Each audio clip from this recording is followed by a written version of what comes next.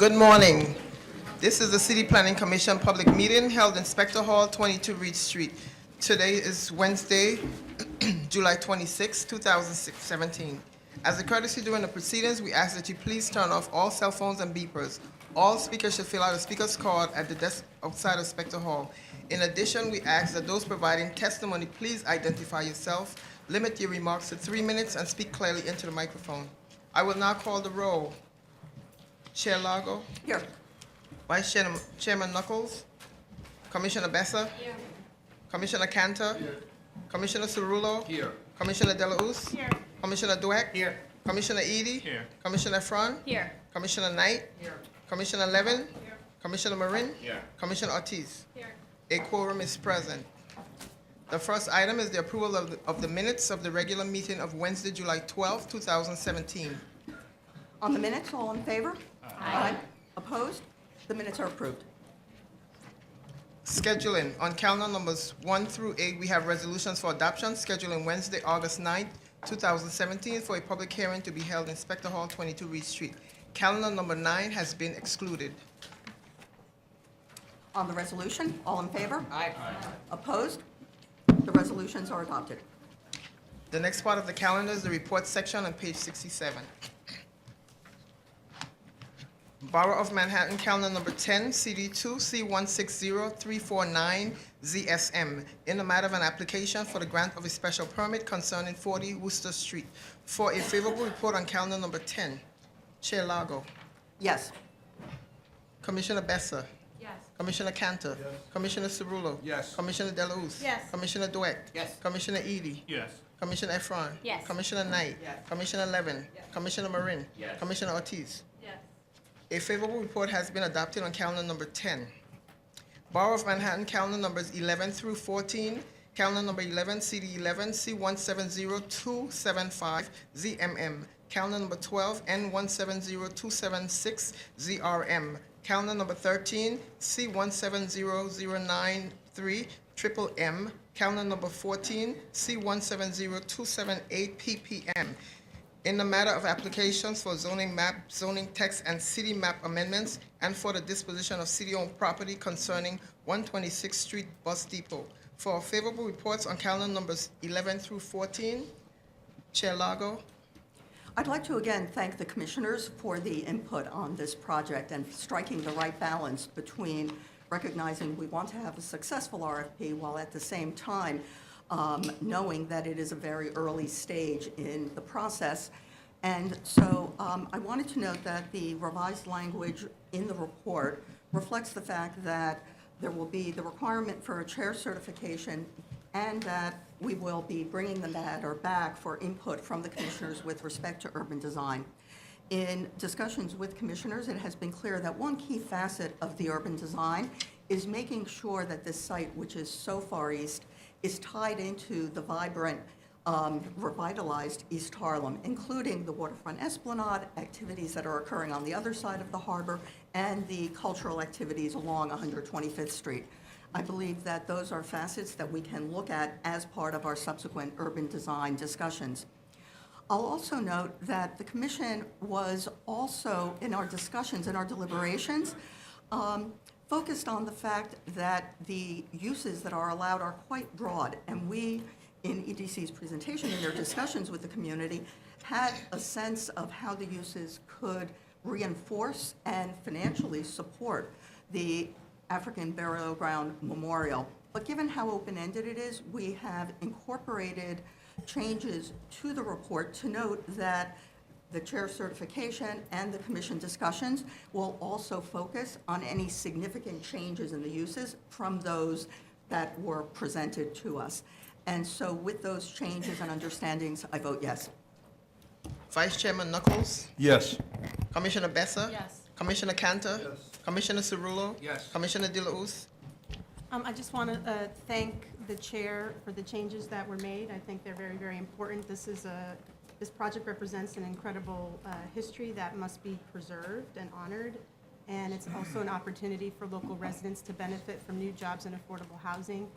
And as the next steps in this process move forward, I would just like to reinforce two things that were in the community board and Borough President's recommendation. and that is seeking, if possible, to have a 100% affordable project, and honoring the commitment that at least 20% of the project be affordable to residents at 30% of area median income. And with that, I vote yes. Commissioner Dweck? Yes. Commissioner Edie? Yes. Commissioner Ephron? Yes, and I would also like to thank the chair and as well the president of EDC for coming up with a framework that really will serve the benefit of the neighborhood and the entire city as they move forward. Commissioner Knight? Yes. Commissioner Levin? Yes. Commissioner Marin? Yes. Commissioner Ortiz? Yes. Favorable reports have been adopted on calendar numbers 11, 12, 13, and 14. Borough of Manhattan calendar number 15, CD4, N170389, ZRM, in the matter of an application for a zoning text amendment concerning the special West Chelsea District text amendment. For a favorable report on calendar number 15, Chair Lago, Yes.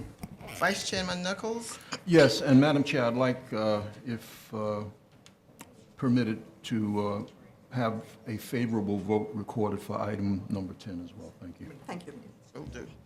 Commissioner Bessa? Commissioner Canter?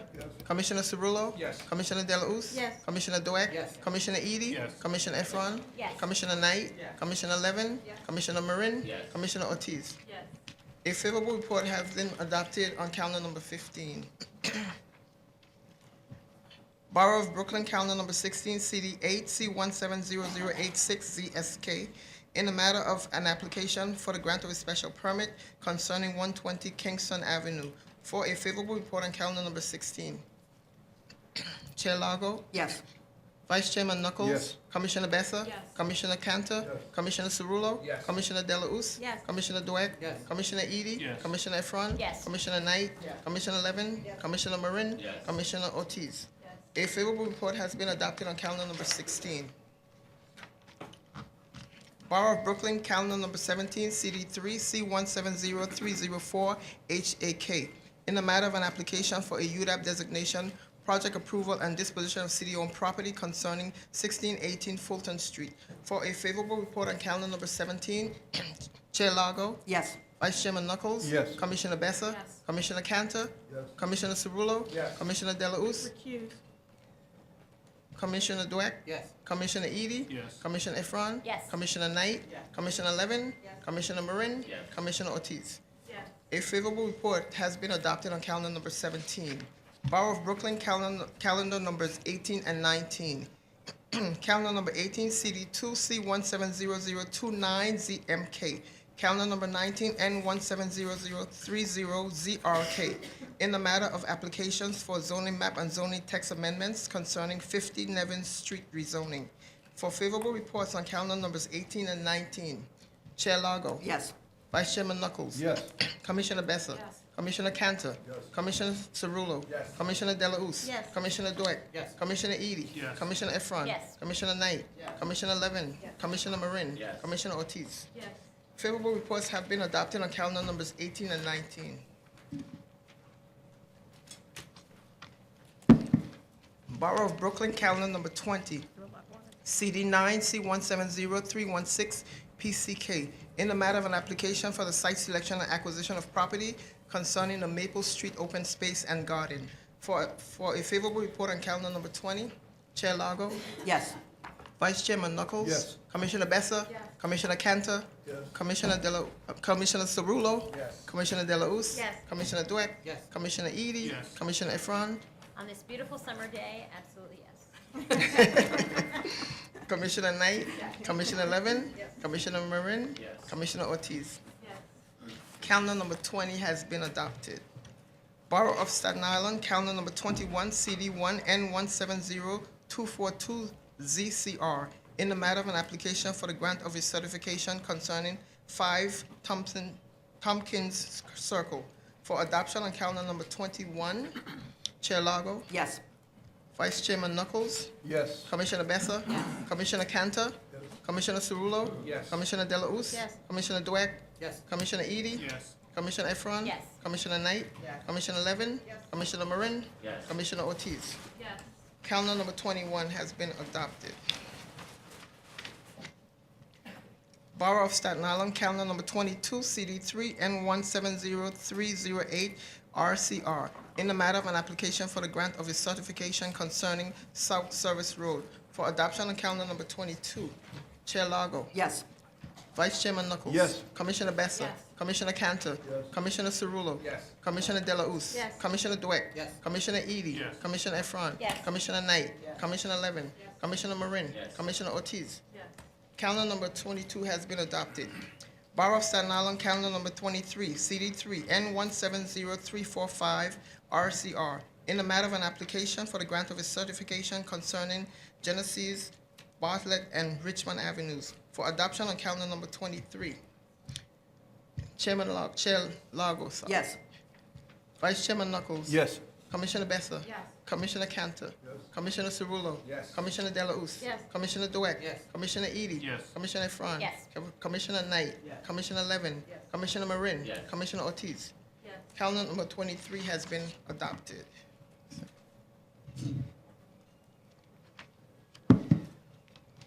Borough of the Bronx, calendar numbers 24, 25, and 26. Calendar number 24, CD8, N170329ZAX. Calendar number 25, N170330ZAX. Calendar number 26, N170331ZAX. In the matter of applications for the grant of authorizations concerning 4490 Fieldston Road, Lot 1, for adoption on calendar numbers 24, 25, and 26. Chair Lago. Yes. Vice Chairman Knuckles. Yes. Commissioner Bessa. Yes. Commissioner Canter. Commissioner Cerullo. Yes. Commissioner De La Us. Yes. Commissioner Dweck. Yes. Commissioner Edie. Yes. Commissioner Ephron. Yes. Commissioner Knight. Yes. Commissioner Levin. Commissioner Marin. Yes. Commissioner Ortiz. Yes. Calendar numbers 24, 25, and 26 have been adopted. Borough of the Bronx, calendar numbers 27 through 30. Calendar number 27, CD8, N170332ZAX. Calendar number 28, N170333ZAX. Calendar number 29, N170334ZAX. Calendar number 30, N170335ZAX.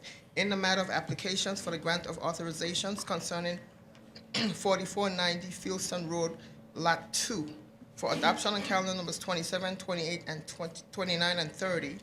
Chair Lago. Yes. Vice Chairman Knuckles. Yes. Commissioner Bessa. Yes. Commissioner Canter. Yes. Commissioner Cerullo. Yes. Commissioner De La Us. Yes. Commissioner Dweck. Yes. Commissioner Edie. Yes. Commissioner Ephron. Yes. Commissioner Knight. Commissioner Levin. Commissioner Marin. Yes. Commissioner Ortiz. Yes. Calendar numbers 27, 28, 29, and 30 have been adopted. Borough of the Bronx, calendar numbers 31 and 32. Calendar number 31, CD8, N170295ZAX. Calendar number 32, N170296ZAX. In the matter of applications for the grant of authorizations, concerning 660 West 261st Street, Fieldston Pool, for adoption on calendar numbers 31 and 32. Chair Lago. Yes. Vice Chairman Knuckles. Yes. Commissioner Bessa. Yes. Commissioner Canter. Yes. Commissioner Cerullo. Yes. Commissioner De La Us. Yes. Commissioner Dweck. Yes. Commissioner Edie. Yes. Commissioner Ephron. Yes. Commissioner Knight. Yes. Commissioner Levin. Commissioner Marin. Yes. Commissioner Ortiz. Yes. Calendar numbers 31 and 32 have been adopted. And The I would next like part to of- commend our Madam Secretary for quite a tour de force in getting us through those votes. Okay, the next part of the calendar is the public hearing section on page 84. Borough of the Bronx, calendar numbers 33 and 30 through 34. Calendar number 33, CD9, C170377ZMX. Calendar number 34, N170378ZRX. A public hearing in the matter of applications for zoning map and zoning text amendments concerning 1675 Westchester Avenue rezoning. We'll begin with a team presentation, and so I would invite David Almonte, Jim Wolfing, and Adam Weinstein. Good morning. I'm David Almonte, and I'm going to start the presentation by introducing the partners. Acacia Network is one of the joint venture partner, and Phipps Houses is the other. The architect is Datner, a well-regarded affordable housing developer or architect The property manager will be Phipps Houses. Phipps manages over 8,000 units throughout New York City. The site is off of Westchester and Metcalf Avenue.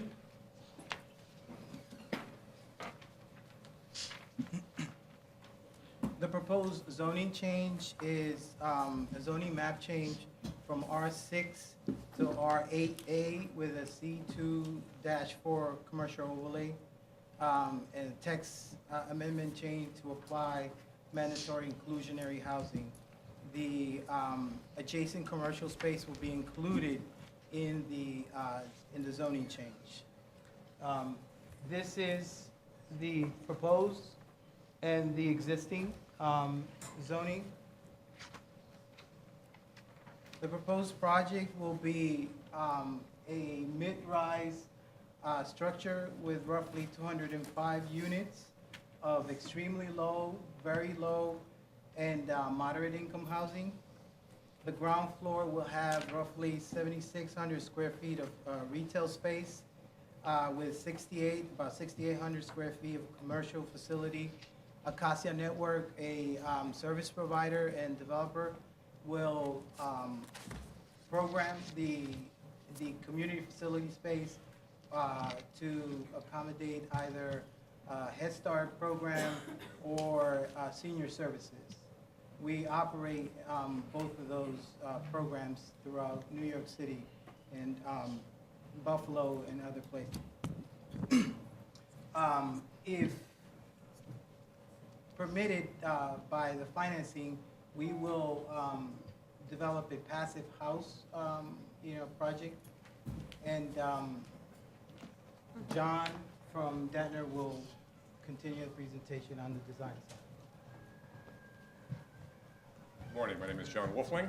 The project is, as David said, fronting on Westchester Avenue and Metcalf has just to the west of it the Bronx River Parkway. Both are wide streets, and the Bronx River Parkway really expands that wide street concept. The building is going to be fronting on Westchester and the Bronx River Parkway. David mentioned the passive house goal. One of the major site influences for the site is the elevated train. We have to address the acoustical issue that's generated from the train passing by. So that is influencing the envelope design. We have a very robust envelope. The windows are going to be acoustically rated, which gets us, along with the mechanical system, very close to a passive house performance. So that's one of the site-specific reasons that we are pursuing passive house. I think it's a great opportunity here. It does have some costs imposed upon it, but that is what makes the project of this size possible with the number of units and the efficient massing that we're able to achieve here makes us able to entertain the idea of doing passive house. So the site plan, one of the important parts of the housing program is to have a combination of active and passive recreation spaces in what's in the rear yard. We have a separation between the adjacent buildings. There's a rear yard along here. This is about 70 feet. This is about 60 feet. So we have a sufficient rear yard area to be able to have these outdoor recreation spaces. It's meant to have multi-generational children's area, even some planting areas over here. Adult fitness, outdoor, active design is going to be an important part of the building design.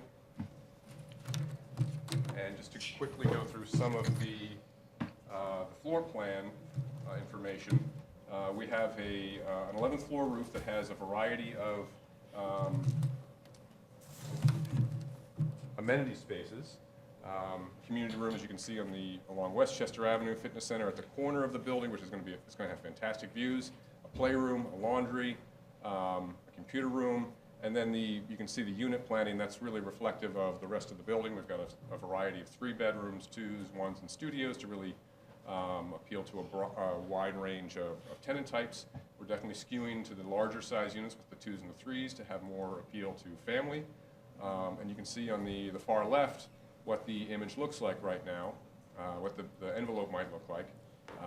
And this is really, we're in schematic design about now, so, but this is really a very efficient massing. It's a block and plank building.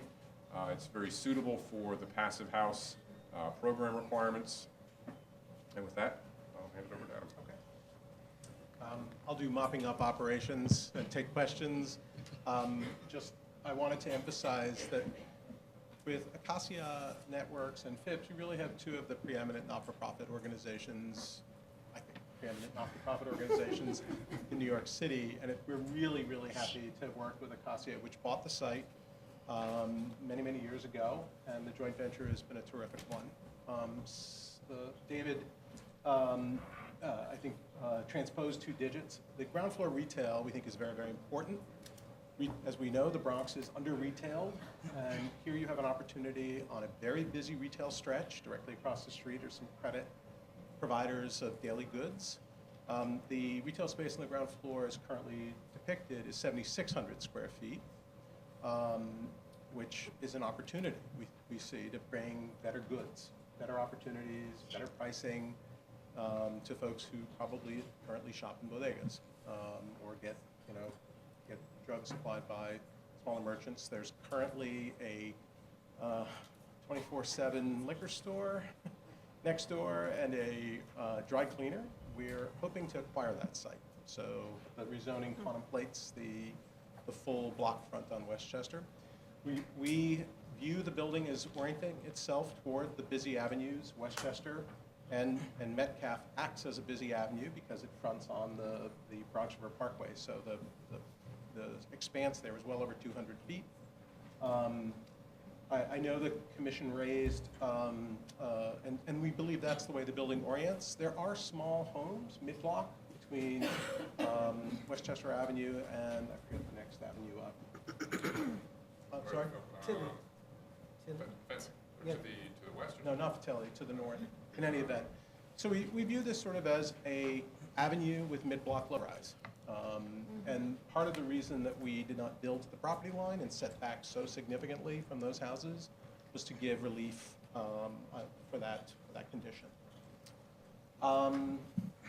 David may have mentioned that Acacia will program 6,800 square foot community facility space, although I think a significant part of that programming will be reaching out to the council and to the council member and to the community board to co-locate for nominal rent, break-even rent, other community facility operators that provide meaningful services.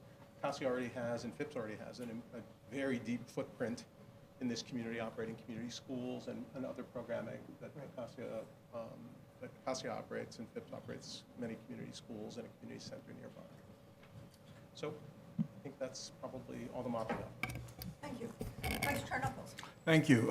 Adam, and I would also direct this question to Mr. Almonte. As you make a determination about that community facility space, I would hope, and I suspect I'm not the only one here, would hope that you would reach out to the city, and particularly ACS and DCAS, as they, to determine whether or not there are child care facilities that could be located there.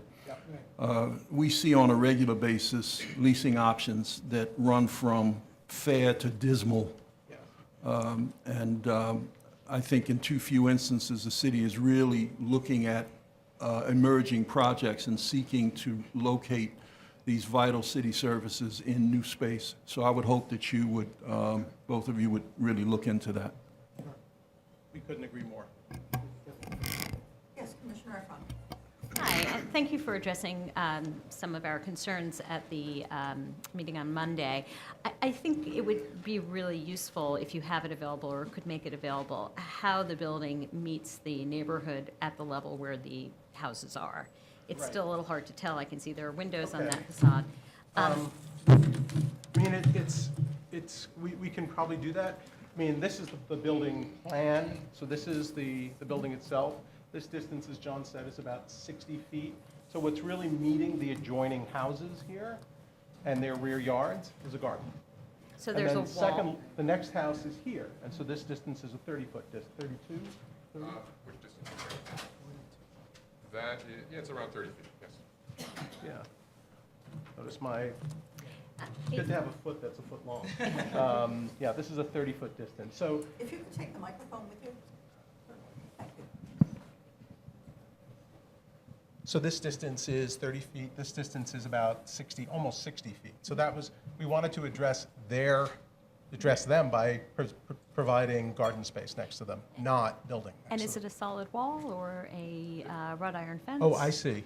There's a change of grade that occurs from here down. These are some driveways that come back, so this is basically this is basically at the same grade as the sidewalk, but these sites slope down to a rear yard area. So there is it's about a 10-foot wall here, but this is really kind of a parking area for the rear yard. It's actually a really interesting building type. They're houses that connect, that look as if they connect with a bridge over a driveway. So what is adjoining us is, as John says, is almost like a mother-daughter condition where you have driveway in the back, parking area in the back. That's very helpful. I have one more question, if it's okay, Chair. I've asked you this before about other projects. Since you will have a community facility that's engaged in either elder care or childcare, have you given any thought to high-speed internet access for the very low-income residents you're planning to have in the building? I mean, and as I've probably said before, the building will be wired, but to provide the internet access, we continue to say there are significant privacy issues. We do, however, have a computer room that residents can use, and obviously the programming will very likely, whether it's senior services or children, will definitely have computer access for them. Thank you. Commissioner Gallows. Hi, thanks for being here. Just a couple questions. If you could just kind of outline, you started to talk about the bedroom mix. That would be really helpful to understand what you anticipate the AMI levels to be.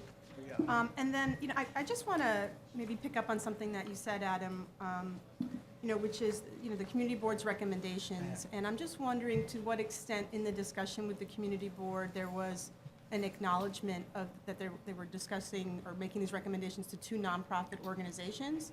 It seems like many of the recommendations might be something that would be more appropriate for a market rate development. I'm just wondering if you could help illuminate why that was. Sure. So the first question, the bedroom mix is 15. Oh, David? Bedroom mixes, 10% studios, 35% one bedrooms, 40% two bedrooms, and 50% three bedrooms.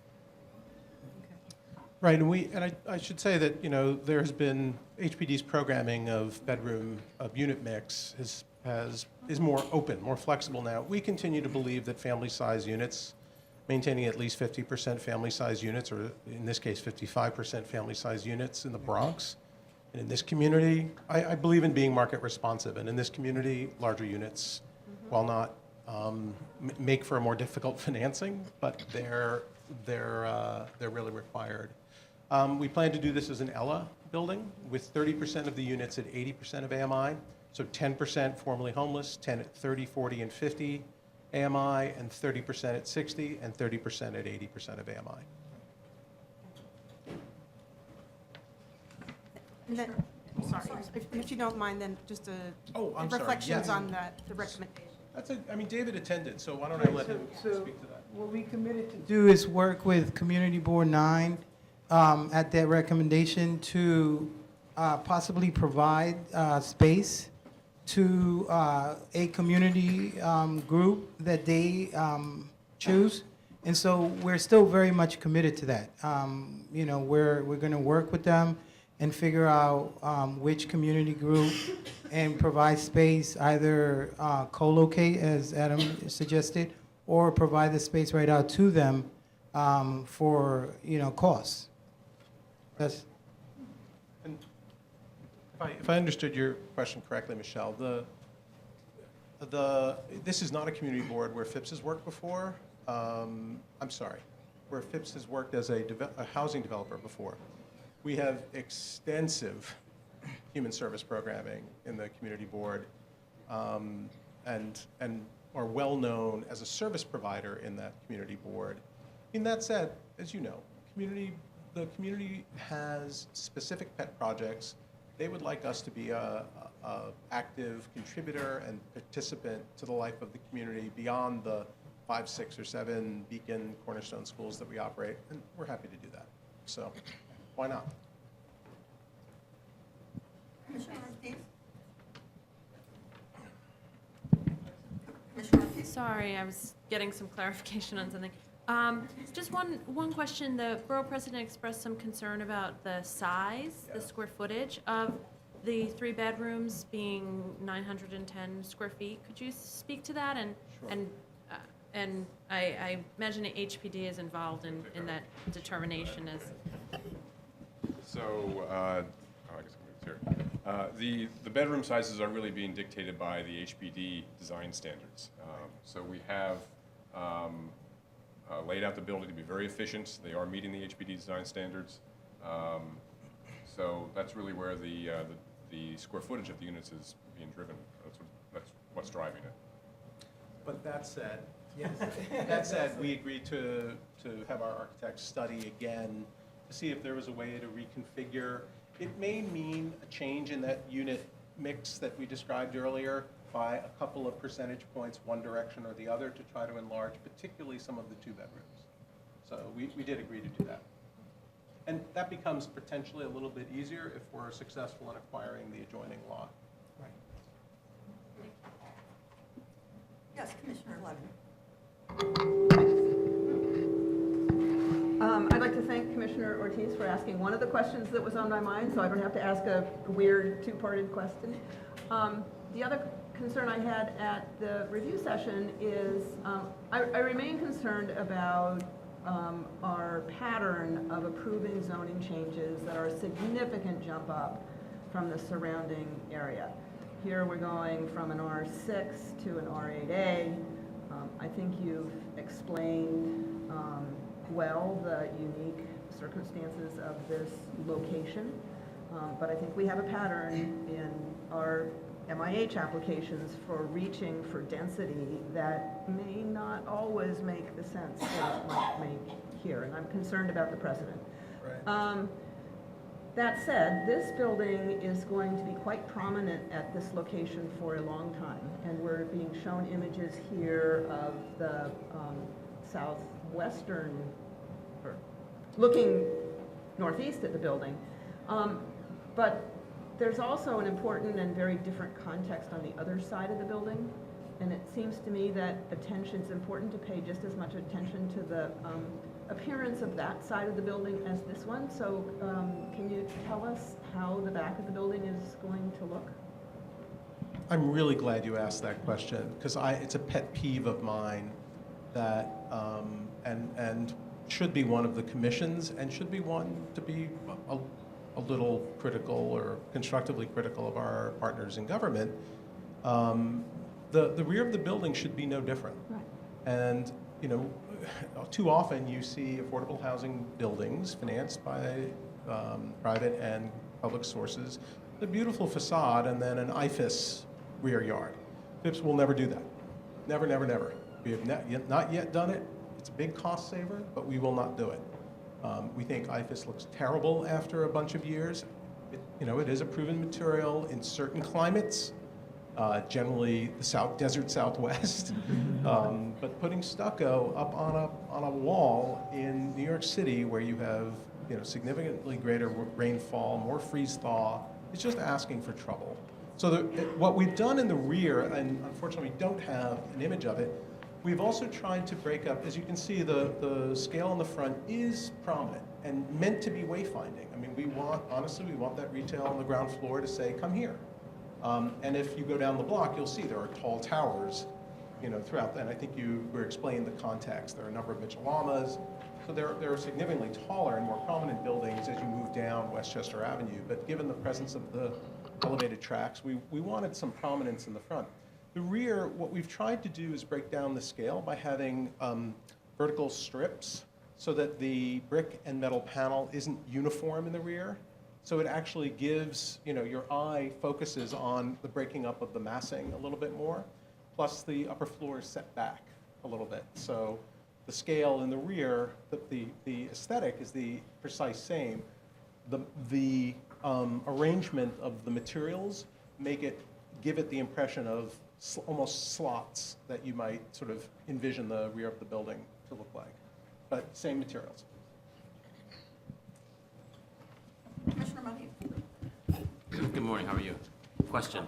You mentioned that when Commissioner Ortiz spoke about the room sizes, and you mentioned the possibility of enlarging the 2 bedrooms if maybe you get the site next door. So is the site next door part of this project eventually? Has the financing, I guess it's a multi-part question, but Yes. has the financing been set for this project, or is the opportunity still open that you can add that other piece to this project? Let me answer in the order you asked. Sure. We're going to examine the room sizes irrespective of whether we're successful in closing on the adjoining site. Okay. If we close on the adjoining site, it will be in the next 30 to 90 days, and we will incorporate it and redesign the project to incorporate it in. There's no point to doing a 5,000 square foot. Sure. Absolutely. building So next at that point, you'll come back to us, I guess. Would that be the No, case? the zoning contemplates, so we're rezoning the Gotcha. entire block front. Understood. Thank you. Yes, Commissioner Dweck. Thank you.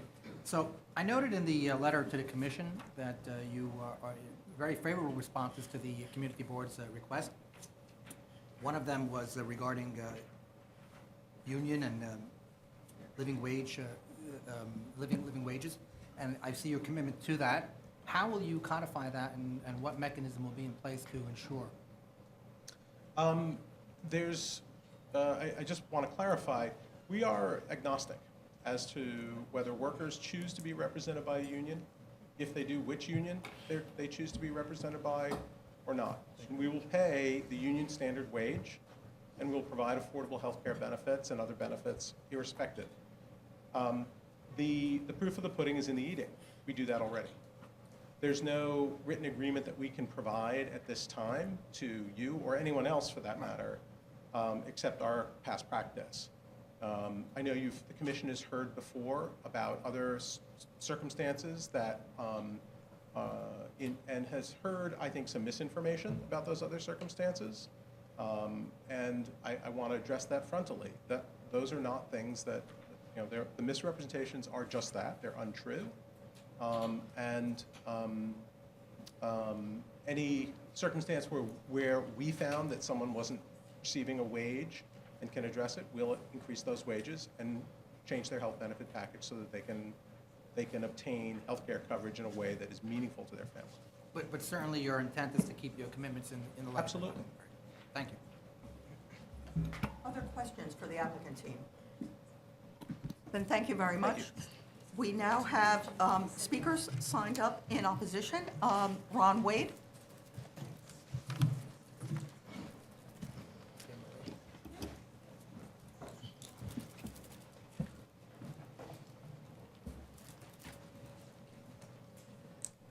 Good morning.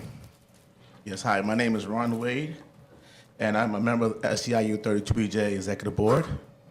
As you know, 32BJ members maintain, clean, and provide security services in residential buildings across the 5 boroughs, including ones like the proposed development at 1675 Westchester. Through our jobs, we receive access to high-quality health care and can save for retirement. I believe that all workers in New York should have the same opportunity. That is why I'm here today opposing the rezoning at 1675 Westchester Avenue. The way workers are treated at Phipps buildings across the city varies significantly varies. In a number of its existing properties, Phipps has created high-quality building service jobs for workers like me at these buildings.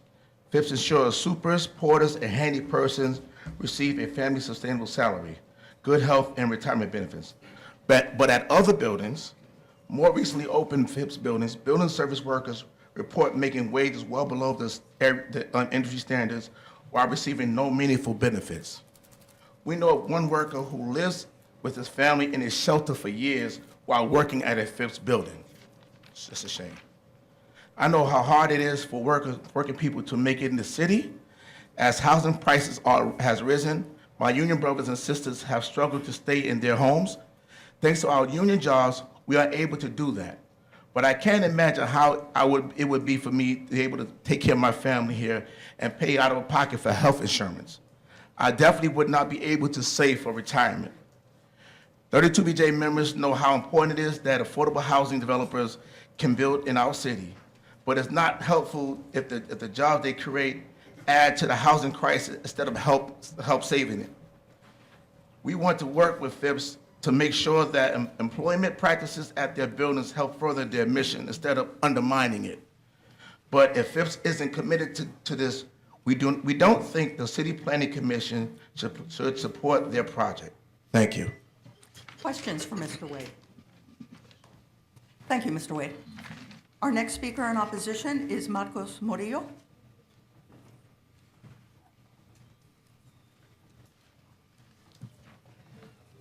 Good morning. Testimony of Marco Murillo in opposition to the proposed rezoning of 1675 Westchester Avenue, City Planning Commission, July 26, 2017. Good morning. My name is Marcos Murillo. I am also a Bronx resident, building service worker, and SEIU 32BJ union member. I want to echo my union brothers' early testimony. The only reason I have been able to stay in this city with my family is because I have a secure job with good pay and benefit. As you know, Fifth House is the large, non-profit, affordable housing development in the city. As such, Fifth helped set the standard for affordable housing development. For years, Fifth seemed to recognize this, and 32BJ considered Fifth House a partner in ensuring that working conditions in affordable housing complex met 32BJ industry standard. 32BJ members at 13 of Fifth's other buildings and family-sustaining wage, including high-quality health insurance and retirement benefits. Unfortunately, as you've already heard, this is no longer the case. Workers at Fifth's large recent development are struggling to get by. Many are relying on Medicaid for health care, and one lives in a shelter for years while working at the building. This isn't right. Fifth's project get millions of dollars in subsidy from the government. The CEO received over $750,000 a year in total compensation. If the government subsidy taxpayer dollars, Fifth guests are enough to cover this kind of compensation for the CEO. They should be enough for Fifth to ensure that workers at their building are treated right. Fifth can and should do better for the Bronx. We don't want to be calling for their project not to move forward. We believe more affordable housing need to get built, but we also can't let Fifth undermine the good job standard that building service workers have spent years fighting for, and we certainly can't let them do it while taxpayers foot the bill. Thank you. Perfectly timed. Thank you. Questions for Mr. Murillo? Thank you. Our next speaker in opposition is Susanne Kahn. If anyone has any questions for Question? Thank you.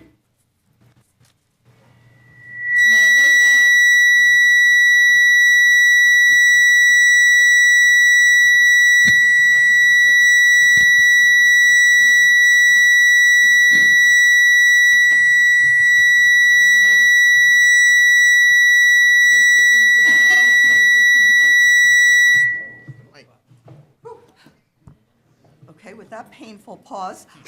Those are the speakers who are signed up to speak on this item. If there's anyone else in the audience who would want to be heard on this item, please raise your hand. If not, the public hearing is closed.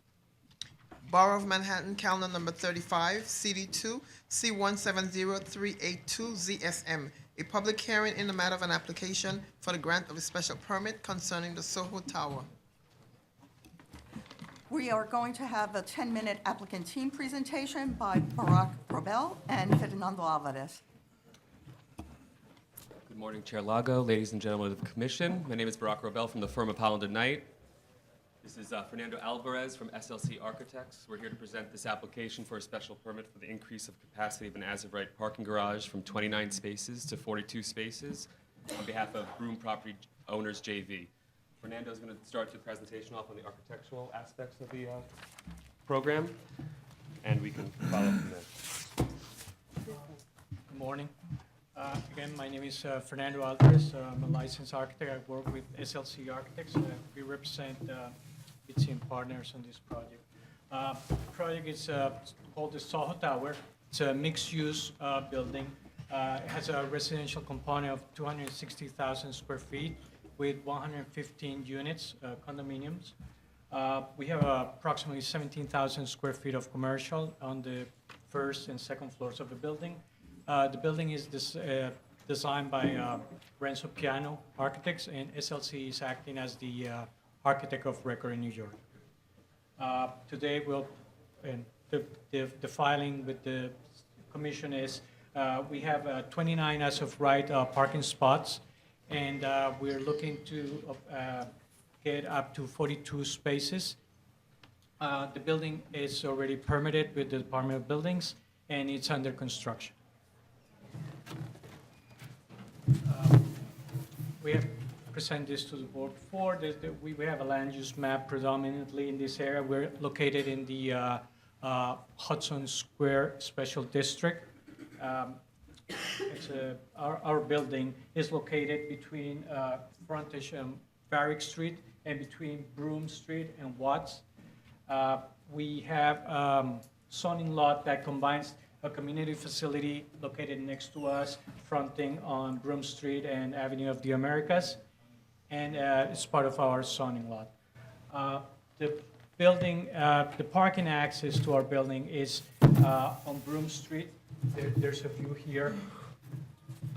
We drive through some sort of a porte cochere into a courtyard open to the sky, and that would lead us to the lift mechanism. This will be an automated parking facility.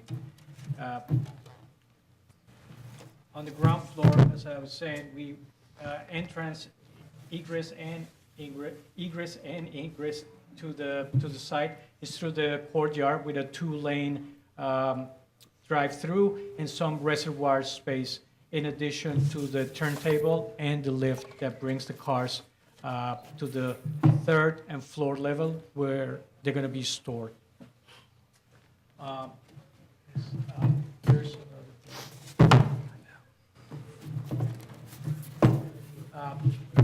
This board, there's a cross-section and elevation of the building. Our parking is located, as I said before, on the 3rd and 4th floor. The aluminum and glass curtain wall that it's the exterior envelope of the building will cover the parking area. So from the street, you just see a residential building. There's no differentiation in the treatment of the facade at the parking area. And on the last board over there, we have a section, as I said before, the cars will drive through our courtyard into a turntable and a lift. Lift will bring the car up to the 3rd floor, and on the 3rd floor, we have a secondary lift that will bring the cars up to the 4th floor level of storage. The automated parking company that the owners have decided to go through, it's called 5x2, and these machines will bring the cars from an enclosed area where the residents of the building will drop their car there. They will get out of the car, bring to a safe area. Once the sensors read the car that there's no occupants and the car is off, then automatically will take the automobile all the way upstairs. The reverse sequence, people will come down to a panel, they'll retrieve their car, the car will come down and open the gate, and then people will just take the car and drive through our courtyard and out to the street. Questions for the applicant team? Commissioner Canter. Thank you. What does the two upper levels of the garage do as far as FAR? It's a good question. As it stands, there's some historical actions which have already been granted for this site. There was previously a certification to exempt the floor area associated with the parking trays between the level of 23 feet to 40 feet, which is available for automated parking facilities in the Manhattan core. We've already obtained that certification for the 29 spaces. As the applicant and the developer has gone through the process of designing and starting to get more into the weeds of the building and working with the automated parking facility operator supplier, they realized that basically the volume of space where the 29 spaces was to be located can actually accommodate 42 spaces. So in connection with this application, we're also seeking another certification to exempt the floor area associated with the 13 additional spaces, which is basically a wash. Were you not aware of that earlier on when you got your first exemption? No, they've been going through different suppliers, and this is kind of an evolving field. As they found greater efficiencies in the space and in the mechanics, they found that the volume could actually hold a greater amount of cars. How many elevators at street level? How many elevators at street level? Car elevator. There's one car elevator. It's a lift in the transfer cabin at the ground floor level. If you could take the microphone with you. Yeah, sorry. Well, at the ground floor level, the cars go through the driveway, through the courtyard. They enter a transfer cabin. The transfer cabin then rotates the car perpendicular 90 degrees, lifts it up to the third level. From the third level, there is a second elevator lift because there's basically no headroom for the first elevator to go all the way up to the fourth level.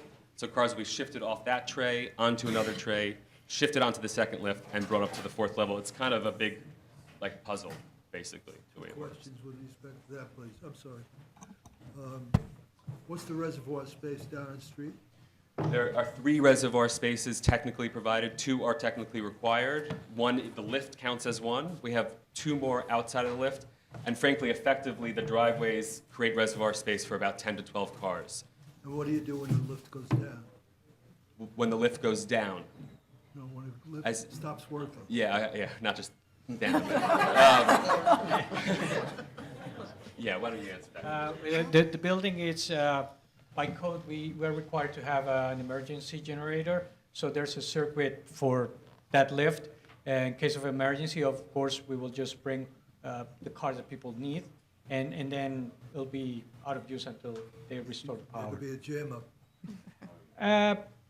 Not sure. I can't answer that. Well, we don't anticipate a jam up even in that situation. The 42 spaces are allocated only for the residents of the building. It's anticipated these will be cars used for destination travel, not on a daily basis, maybe weekend getaways. There is not anticipated a lot of traffic going in and out of this building at any given time. So to the extent it may take a couple hours for a maintenance operator to come and fix it, it will be an inconvenience for the residents of the building, but there will not be a jam up. Well, while I sympathize with the residents of the building, that's a real heavy block. And that's why I asked you in terms of reservoir space. If it goes down, when someone's when someone's trying to come home, Yeah. It could screw up a neighborhood. So right here, let me put this down for a second. We have the entrance from Broome, and there's a long driveway that splits off and becomes dedicated just to the entrance to the lift. The lift is 1 reservoir space. Okay, say that's down, that doesn't count anymore. You got 1, 2 right here, plus effectively 1, 2, 3, 4 more space. 6. There's space for 6 cars to kind of queue up if for some reason the lift goes down and it needs to be repaired. So that run is 100 feet approximately? We approximately have a 100-foot driveway, yes, from our street line all the way where the car gets lifted, yes, and a 2-lane. So your position is you can handle 6 to 7 cars if the lift went down? Absolutely. And frankly, we could handle more throughout the space because the space won't need to be 2 lanes if it goes down because people won't need to be circulate out. So if there is a need to kind of store cars in other areas in the circular driveway while the lift goes down, you could probably fit 12 cars in there. So you've not claimed any floor area in this No, request? typical for most parking garages, floor area is typically exempt up to 23 feet. Right. There's a certification for 23 to 40 feet when you have an automated facility. So all the spaces in this facility are actually between 23 and 40 feet. And that decision was made because we wanted retail continuity at the ground levels. Previously, what was that space to be used for? The entire space was to be used for the 29 spots, which are now, No, the space which you're converting to cars. It's a two-story height. yeah. It's just a Did you have composite. housing in there? What did you have There, there? it was always a large volume of space, a double height volume of space, within which there were going to be 2 layers of automated vehicles. Originally, 29 spaces were kind of planned over the 2 layers, and now it's 42 spaces. The space itself, Within the same volume hasn't changed. You're saying you're finding a more efficient way to run that volume. In the same volume. Thank you. Commissioner Ephron. Thanks. You anticipated a lot of what I was going to at least set up, but I have a question. Since it is going to be primarily weekend travel, I suspect, given the size and price of the apartments, could you just explain where the cars would idle during, say, a Sunday afternoon or evening rush hour, and what use is on the ground floor and second floor there, and are there operable windows as part of that use? All right, so again, in this area, just to answer you, so the cars will, there's a gate, an automated gate. Once the cars will be entering the drive-through, they can idle. This is an open-to-the-sky courtyard. So like Barack said before, we have 1, 2, and 3 reservoir already, but outside we can park even 1, 2, 3, 4, maybe 5 here, 6. So there's plenty of room, even without interfering with the 2-lane traffic. That's where the cars will idle. If somebody's picking up somebody inside that, a resident of a building. On the ground floor, other than this use, we have our residential lobby, and wrapping around Broome, Varick, and Watts, we have retail. On the second floor, there's a retail mezzanine that it's far smaller than this, and it's also, it's completely separated from the other uses. Thank you, that's very helpful.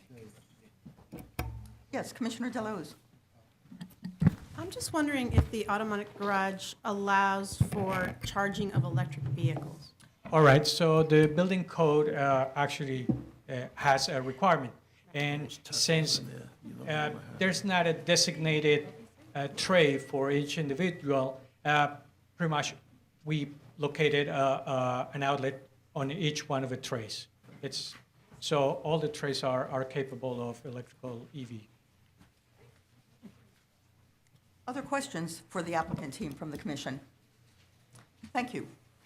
We do not have any other speakers signed up on this item, but if there is anyone in the audience who would want to be heard on this item, please raise your hand. If not, the public hearing is closed. Thank you very much. Borough of Queens, calendar numbers 36, 37, and 38. Calendar number 36, CD7, C170180ZMQ. Calendar number 37, C170180A, ZMQ.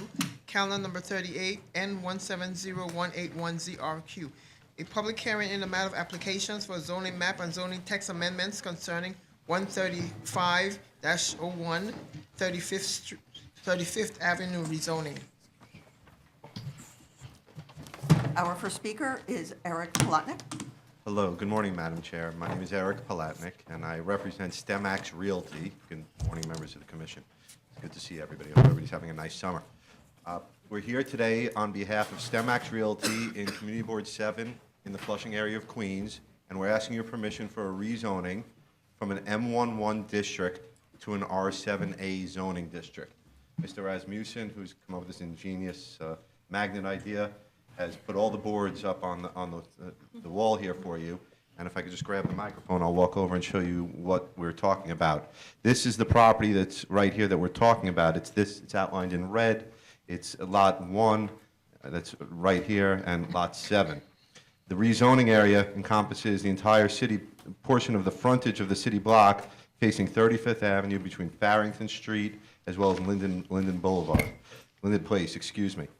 We're asking permission for an R7A that will facilitate a 9-story residential development, pure residential, no commercial. It was originally proposed to have a commercial overlay in it, and when we were Community Board 7, they requested that it be removed. We did protest at first, and they said they did not like the idea of commercial, and then we agreed. And then we spoke to Councilman Peter Koo, who agreed to it as well, and then we spoke to your Queen's office, who agreed to it as well, slightly reluctantly, along with us, slightly reluctantly, but we all agreed. And now we're proposing an R7A district, whereas originally it was an R7A C23. Next to our property on the right is, I'll show you a picture of it in a second. This property is owned by DCAS, or the City of New York, and it's been leased to Flushing Town Hall for use as a parking lot accessory to their facility, which is on Northern Boulevard about a block away.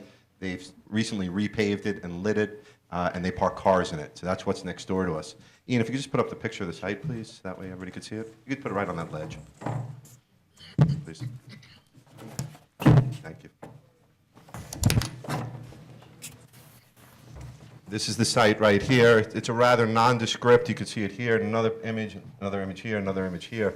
As you could tell from the ornate brickwork on it, it's a very old, turn-of-the-century, one-story brick, former manufacturing contractor establishment that through the years has been carved up into a Japanese restaurant supply type establishment with about 2 workers, a small Benjamin Moore paint shop that has 5 workers. You have a cafe on the corner here that has about 5 workers, and on the other side you have a beauty supply shop that's about 1,500 square feet, similar to the Japanese restaurant supply shop. There's about 14 jobs that are there that they're not going to be lost. All those people are relocating. Our owner, the client, STEMAX Realty, has spoken to them. They've owned the property for years, but these people will be leaving. What we're proposing is shown right over here in this map. This is the current zoning of the property, which is an M11. This is the proposed zoning of the property, which is R7A.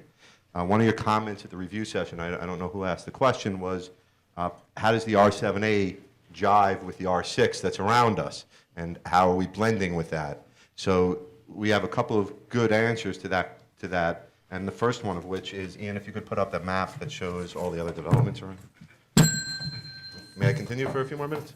I'm afraid not. We do have time limits on the Okay. presentations, but I I understand. assume some of the other issues you get to will come out in the commissioner's questioning. Yes, sure. Commissioner Dweck. Can you point out the relativity of that site to the buildings in the area? Yes, that's where, thank you for picking right back up on where I left off.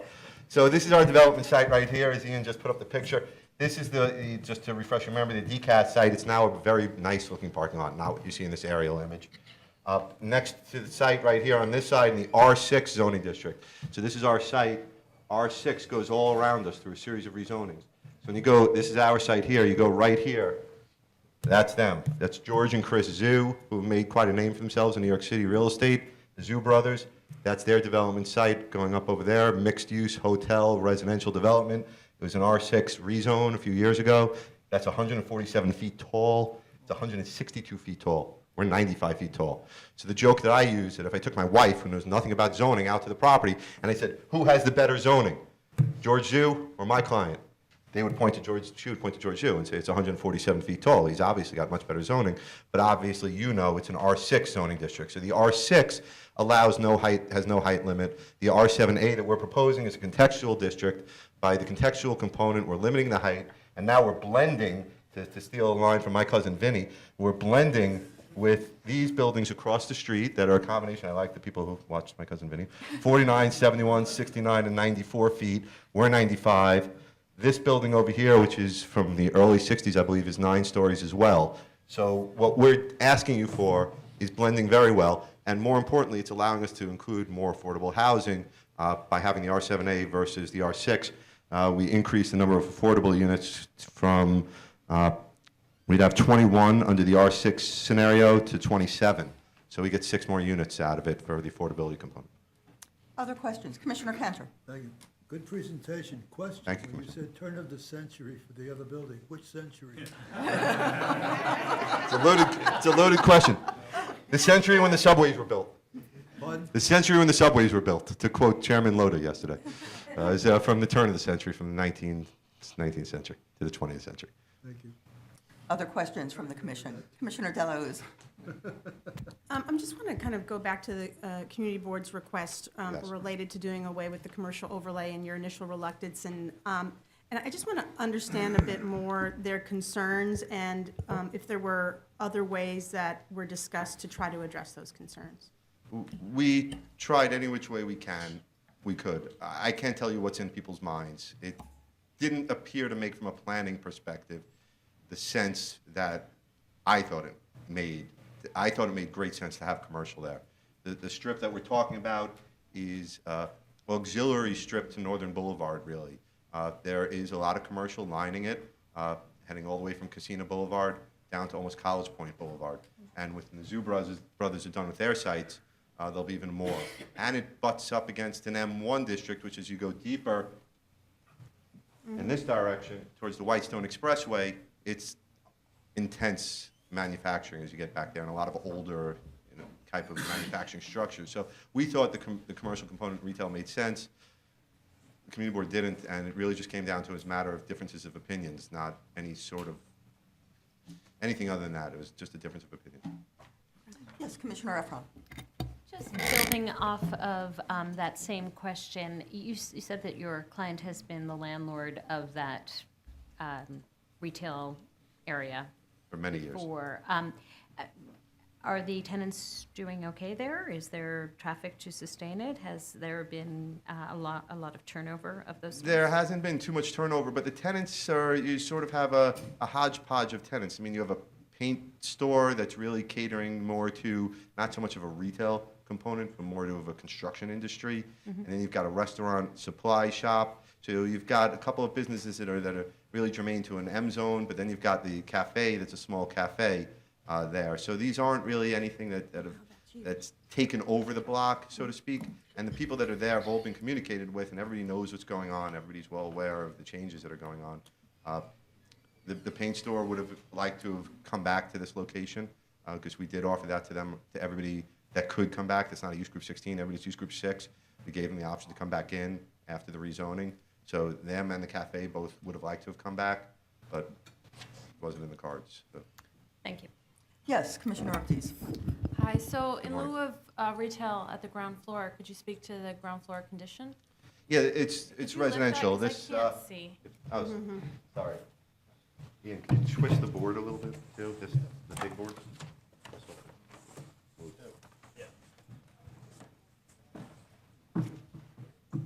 I'm good. Maybe a little bit more. So Raymond Chan is here, the project architect, but what we've done is we've raised up the first floor in accordance with the new regulations so that the ground floor residential is not at ground floor per se. And everything now that you're seeing at this level is now residential. Oh, okay. So you do have residential then at the ground floor? Yes, we've replaced the retail with residential. Oh, okay. Fantastic. So I guess it's sort of a trade-off, right? I mean, you know, the rents that you had assumed from the retail now are being replaced by, I mean, what is this? This is a condo or a rental or? We haven't decided yet because a lot of everything's been in flux with the 421A. So as that's getting worked out, the 421A, and as HPD is just, since you know the new regulations, there's a lot of questions. Tim Henze is here, our financial consultant. He can speak a little bit more to that component of it, but we haven't decided if it's going to be a rental or a condo. Probably going to be a rental. So the residential units are set back, I can see a little bit, so there's some landscaping and Yes, at raised the and first set back. floor, there's some landscaping at this level, set back at the first level here, and then up on the terraces, they're proposing to have some landscaping as well. Okay, thank you. You're welcome. Yes, Commissioner Levin. Could I ask what attention are you giving to the design of the facade that we're not looking at in this view, the back side of the building? That's a good question. Raymond Chan is here, who's a project architect, and if I could ask him to answer that question, When yes. his turn comes. When his turn comes. Any other questions? Okay, thank you. And Thank you very much. Our next speaker is the much heralded Raymond Chan.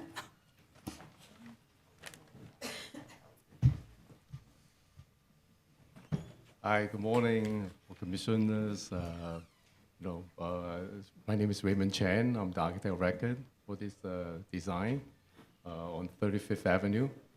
In response to the commissioner's questions, the back is pretty much similar. It's also with the brick and also glass, design. Yeah, thank you. Other questions for Mr. Chen? Thank you. Oh, thank you. Our next speaker is Ian Rasmussen. Good morning, Ian Rasmussen. I'm a planner, and I also prepared the graphics you're looking at. I'm available to answer any questions you have, although Mr. Palatnik covered a lot of the territory I think that was intended for me. Questions?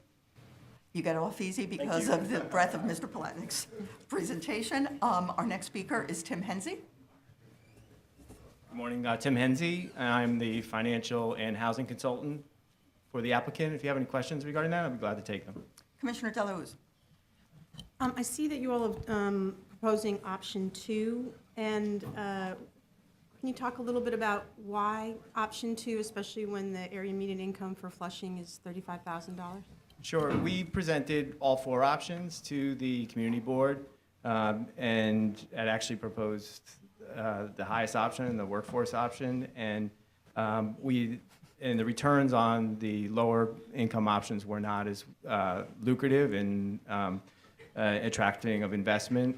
And so we chose to go to the 80% AMI mixed option, where now we're going to have 9 units at 60% AMI, 9 units at 80% AMI, and 9 units at 100% AMI for the mix. Have there been other recent affordable housing lotteries in the area that HPD has sponsored that you're aware of? I'm not aware or to speak of that. I mean, the one thing I would say, especially given what the area median income is in the area, I think you're going to, I understand the trade-offs between what the owner would like to see, but you might want to look at what the demand in the area has been, and whether or not you may actually have a better affordable housing lottery process, and if you have greater depth of affordability. Thank you. Other questions? Yes, Commissioner Ortiz. I'm curious about, you earlier asked about the trade-off between retail and residential. What is the financial trade-off at the end of the day? It actually would be greater with the commercial over the residential. So we do lose some return by not having commercial because you get more rent per square foot than you do on a residential. In this location? In this location. Okay, thank you. Other questions for Mr. Hensey? Thank you. Thank you. Our next speaker is Brian Kintish. My name is Brian Kintish. I prepared the environmental assessment statement for the firm of EPD SCO, and I'm just here to answer any questions that you might have. Questions from the commission? Thank you, Mr. Kintish. That is the last speaker who has signed up, and that, sorry. Thank you. I was just going to say thank you. That was all. Thank you. You're quite welcome. That's the last speaker who has signed up, but if there is anyone in the audience who would like to be heard on this matter, please raise your hand. The public hearing is closed. Borough of Queens, calendar number 39, CD 14, C170351, PCQ, a public hearing in the matter of an application for the site selection and acquisition of property concerning engine 268, ladder 127 firehouse. Our first speaker is David Harney.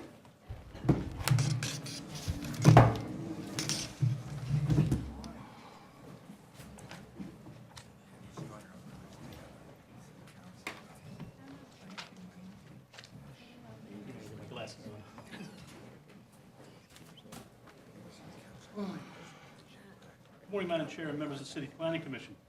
Thank you for the opportunity to testify before this morning on this very important initiative for the fire department. My name is David Harney. I'm the Chief of Staff to the Deputy Fire Commissioner for Support Services.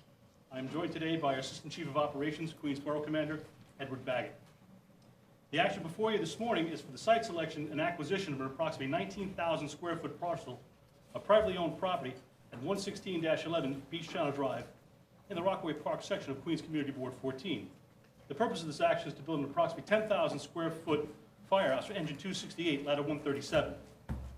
These companies are presently located approximately 200 yards from the proposed site at 257 Beach 116th Street. This action is being advanced to not only relocate these companies from a 105-year-old operationally and logistically inadequate, as well as seriously dilapidated and structurally failing facility, but to provide this area of Queens with a post-Hurricane Sandy flood-resistant firehouse with additional operational and storage capacity to address major weather events. In 2014, the fire department directed architectural engineering consultants to perform a condition survey of the existing firehouse to determine the extent of water infiltration damage. The consultant found many of the building's existing systems had failed or had reached the end of their useful life. The building has experienced significant water infiltration, resulting in damage to the perimeter walls and interior ceilings. Significant cracking was also found in the existing terracotta cornice and trim for brick walls as well. The building's exterior wood piles have been breached, which is accelerating their deterioration, and asbestos-containing materials were found in several areas. While the full extent of the deterioration cannot be known without targeted demolition to this city landmark firehouse, so we might identify unforeseen conditions, the consultants found severe damage to the existing brick walls and structural steel facade support system. The existing brick walls have horizontal diagonal shear cracks, which have most likely been caused by the corrosion of the steel support members embedded in the brick walls and stone facade system. Since many of these problems may be ongoing, our consultant also recommended annual building monitoring by an engineering architectural firm who would then document any and all structural problems with recommendations for repairs. Clearly, this facility has passed its useful life. However, renovating this firehouse comes with a number of issues. First and foremost, these companies cannot be relocated for a gut renovation project, as this would create a large gap in our operational response area. Next, because of the size of the facility, it cannot be renovated to bring in additional equipment, such as our high-axle emergency response vehicles, which are military-grade deuce-and-a-half fire trucks, and additional equipment used by our swift water teams who were instrumental during emergency responses during Hurricane Sandy. We believe that these are necessary to address future weather events in the future. Third, due to the deterioration of the building support piles, as well as its overall condition, and as noted, additional monitoring and repairs will be required moving forward.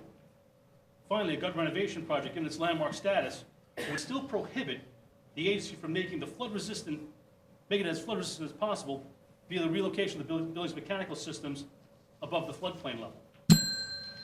Thank you. 30 more seconds? One sentence. Go for it.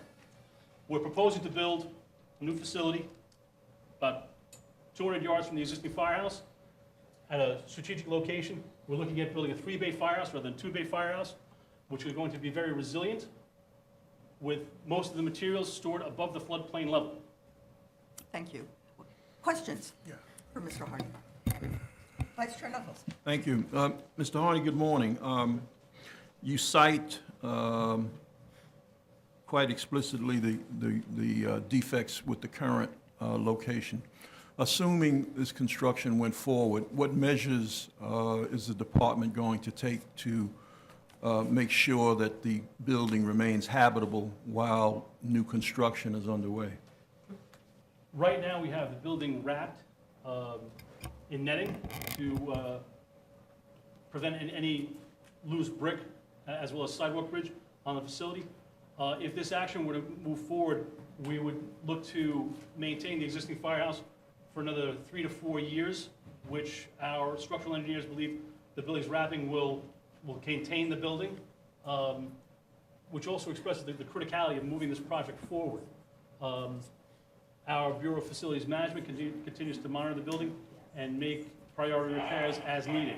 But right now, it's the viewpoint of our construction managers and our consultants that the building will last until the new facility, the new proposed facility, is built. And what's the projected construction period for a new building, do you know? Right now, if the commission were to approve this action, we anticipate site acquisition and the new building being completed by the summer of 2021. Thank you. Other questions? Commissioner Canter. Thank you. If I understood you correctly, you were talking about equipment now with higher chassis? Yes, the fire department has high-axle vehicles. Actually, sir, we'll finish up with Mr. Harney. After Hurricane Sandy, the fire department acquired what we call high-axle vehicles. These are military-grade deuce-and-a-half vehicles where your wheelbase is probably about this high. We make the joke, you could actually run over a Volkswagen and not know it. But these vehicles are essential in times of flooding that will allow the fire department to bring in firefighters and equipment into flood-damaged areas, and as well as the ability to evacuate civilians, which is why it's critical for us to have this additional space at this proposed location to station such an emergency response vehicle. These vehicles were all sent up to Buffalo 18 months ago when Buffalo had their 8 feet of snow to aid in their operations. Well, this is why the question. On Monday's review session, there was conversation regarding effectively that some units, some housing within the area might just have to take it on the chin because there'd be no access from the fire department. With this equipment and the existing high water levels anticipated, would these people be on their own or would they be accessible to you? Sir, I'm not sure I understand your question. Okay. Monday, conversations went on regarding the ability to move up and down the avenue. And the conclusion from someone, I don't recall who, seemed to be that some houses between firehouses are susceptible in another storm, another heavy storm. And to create a flip word, the answer was, that's life. But now what I'm hearing from you is something much more encouraging. You're saying with the new vehicles, you can probably traverse that entire area? With our high axle vehicles, yes, we would be able to roll through moderate floodwaters. It still would be problematic for current fire apparatus. I'm addressing the new equipment you were discussing. Yes, this is why these vehicles were purchased, and this is why we envision placing one of them on the Rockaway Peninsula. Has anyone ever thought of or determined how many homes on the Rockaway Peninsula are susceptible to severe damage in case of flooding such as the past? Well, I think the entire peninsula is a FEMA Level A flood zone. Will you guys be able to ride up and down that whole peninsula with the new vehicles? That is an operational question, which I respectfully request be answered by the Queensborough Commander. Thank you. Yes, Commissioner Ephron. Thank you. I'm sure you're aware of the community's desire for a different location. Is there any thought, or has there been any groundwork done between the fire department and the community about how to make this location more community-friendly? Well, first and foremost, we feel that the proposed facility will remove an eyesore on Beach Town Drive at 116th Street. You have an existing building that's been vacant since Hurricane Sandy. So it's been vacant almost 5 years. We're planning to put a viable facility at this location, which will be there for until I retire, about a century from now. But more importantly, our proposal would include off-street parking, which would take the parking that the members currently have on Beach 116th Street and give that back to the general public for their use, which is also very important. They're on a commercial corridor. We think we have the proposed design, which of course still has to be reviewed by the Art Commission, the Public Design Commission. We feel it is a very vibrant building. So additionally, as required by zoning, we would have to put in a requisite number of street trees. I don't have that information in front of me, but we would really be looking, even though we show street trees on the Beach Channel Drive corridor, we might want to have them there only because of just providing as much view for the chauffeurs as they egress from the facility. Additionally, what we're planning here is to build our first drive-through facility. Of all 217 firehouses, we do not have a drive-through firehouse like you would see up in Westchester or out on the island, which would also reduce traffic along the Beach Channel Drive corridor. So we feel we have a very, very good-looking firehouse. Also, we're looking to maximize our use of green technology, using green roofs, solar water heaters, natural skylights. We're also looking at building a very resilient firehouse, while much of the apparatus floor will just be for the staging of our vehicles, and whatever storage we have that can be moved upstairs well in advance of any major weather event. So we feel we have a very good proposal here. We're hoping that the Planning Commission supports it. So I specifically phrased my question about whether there's been any outreach to the community, though I appreciate everything you've said. We've spoken to the community board, of course, as the commission knows. the Queens Community Board 14 voted down our action, and they were hoping that we'd go to the LIPA PSEG site on Beach 112th Street. We have reached out and had conversations with both National Grid and the state. The site on Beach 112th Street is currently still being reviewed by the New York State Department of Environmental Conservation. Their report will not be issued until sometime next March. Now, that report will contain recommendations on viable uses moving forward.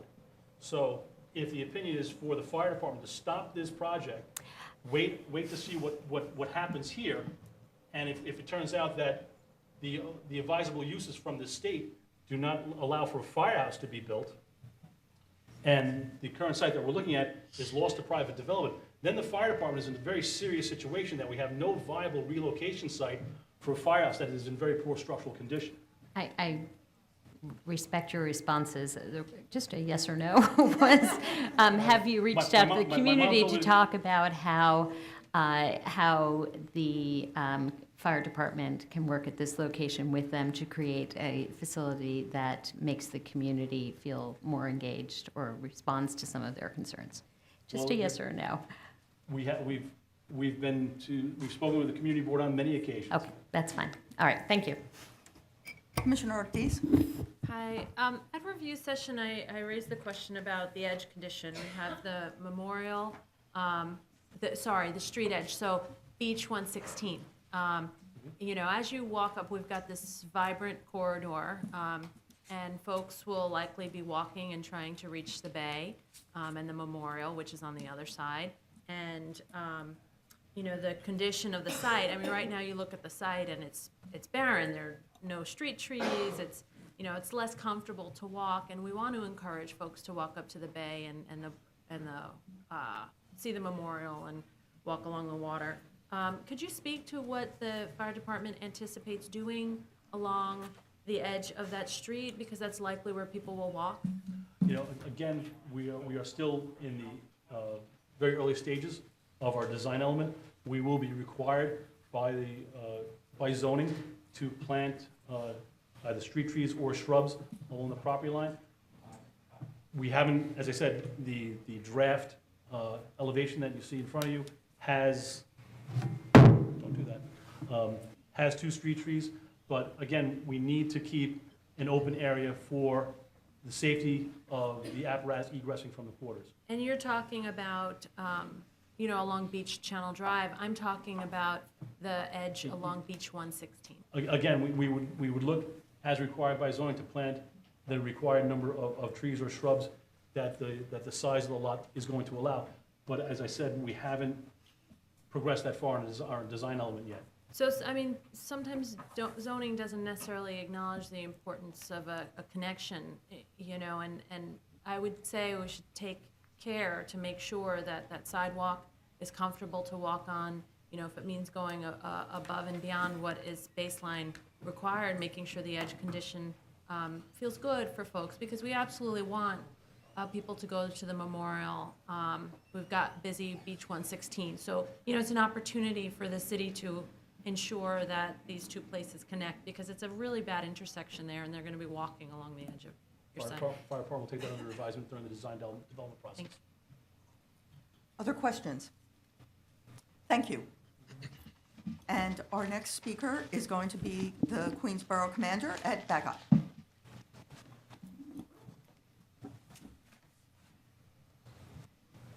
Good morning. Thank you for having us here, Commissioner and the whole commission. My main responsibility is for the day-to-day operations of all fire department units in the Borough of Queens. With that goes also to make sure we have the equipment and physical facilities to make sure that we can respond properly. As we all know, the Rockaway Peninsula is very narrow but long. And as David Harney said, the condition of that firehouse in 116th Street is desperate at this particular point in time. And if we lose the ability to have that firehouse there for some reason in the short term, it creates a very detrimental response problem. The firehouse to the west, 329, is about 4 miles. The firehouse to the east is engine 266. That's about a little over a mile going to the east side. That would leave a huge void in the Rockaway Peninsula. That's why we consider it a priority.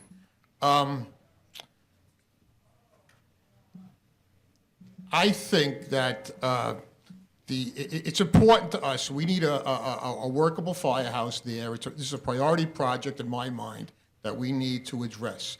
So many issues does it help us with? It's going to give us a facility that's much more resilient. The fire department's concerns, just like any other, the whole city's concerns post 9/11 and post Sandy, is we need resilient facilities. We need increased capability out there. This firehouse will bring this. It's going to give us an additional bay where the gentleman, Mr. Canter, actually questioned on high water vehicles. We'll be able to station one there. Getting to your specific question, Mr. Canter, high water vehicles will be able to go through maybe 5 to 6 feet of water.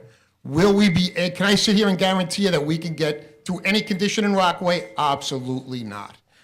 From my standpoint, the best thing for the people of Rockaway, hopefully if this does happen again, the people have to evacuate. We will do everything possible to address their concerns, but the best thing for everybody in Rockaway at that particular point would be evacuate and come back until the threat is diminished. Questions? Questions? Commissioner Dweck. Thank you.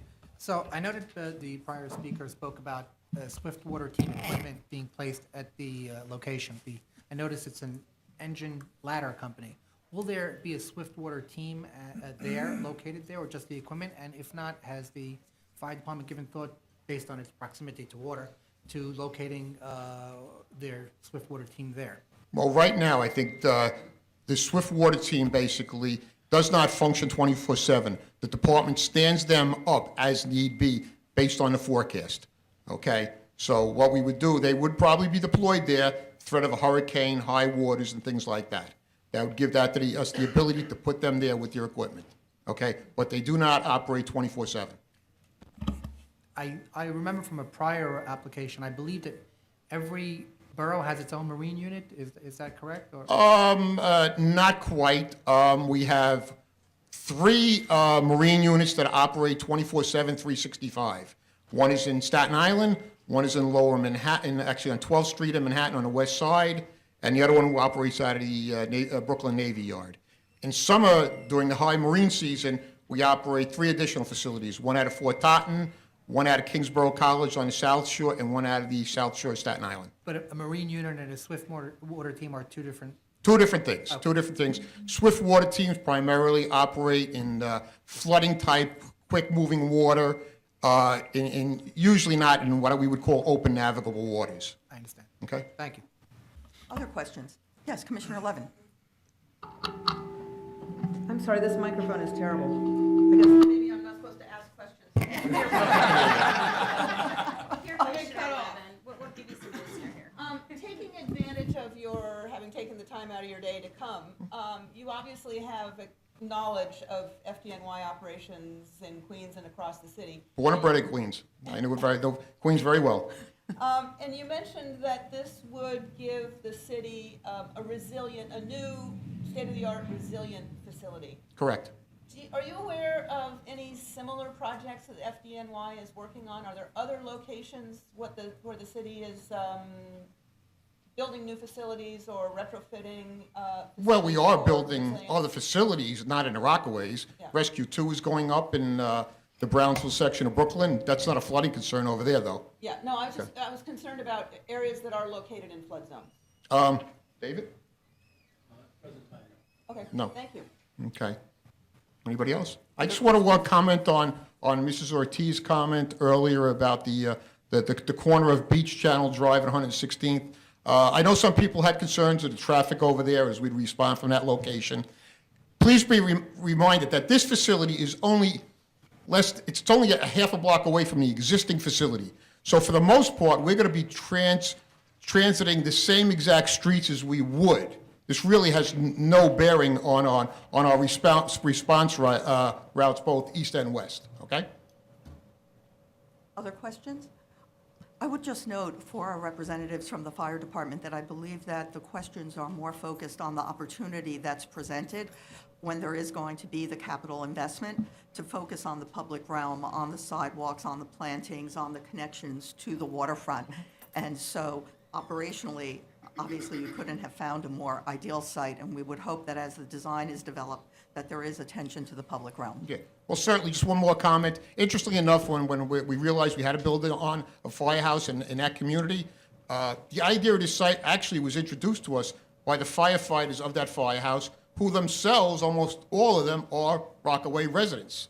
So they had the institutional knowledge as community members and as members of the fire department. I thought that was very interesting. Thank you.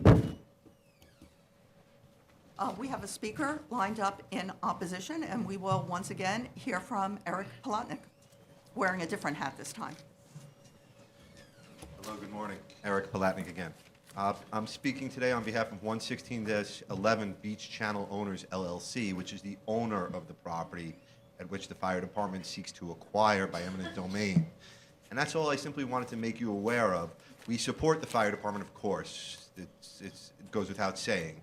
But even the community board had concerns about this location. They offered up a couple of other locations. When the fire department just spoke, they said to you they don't want to lose this site.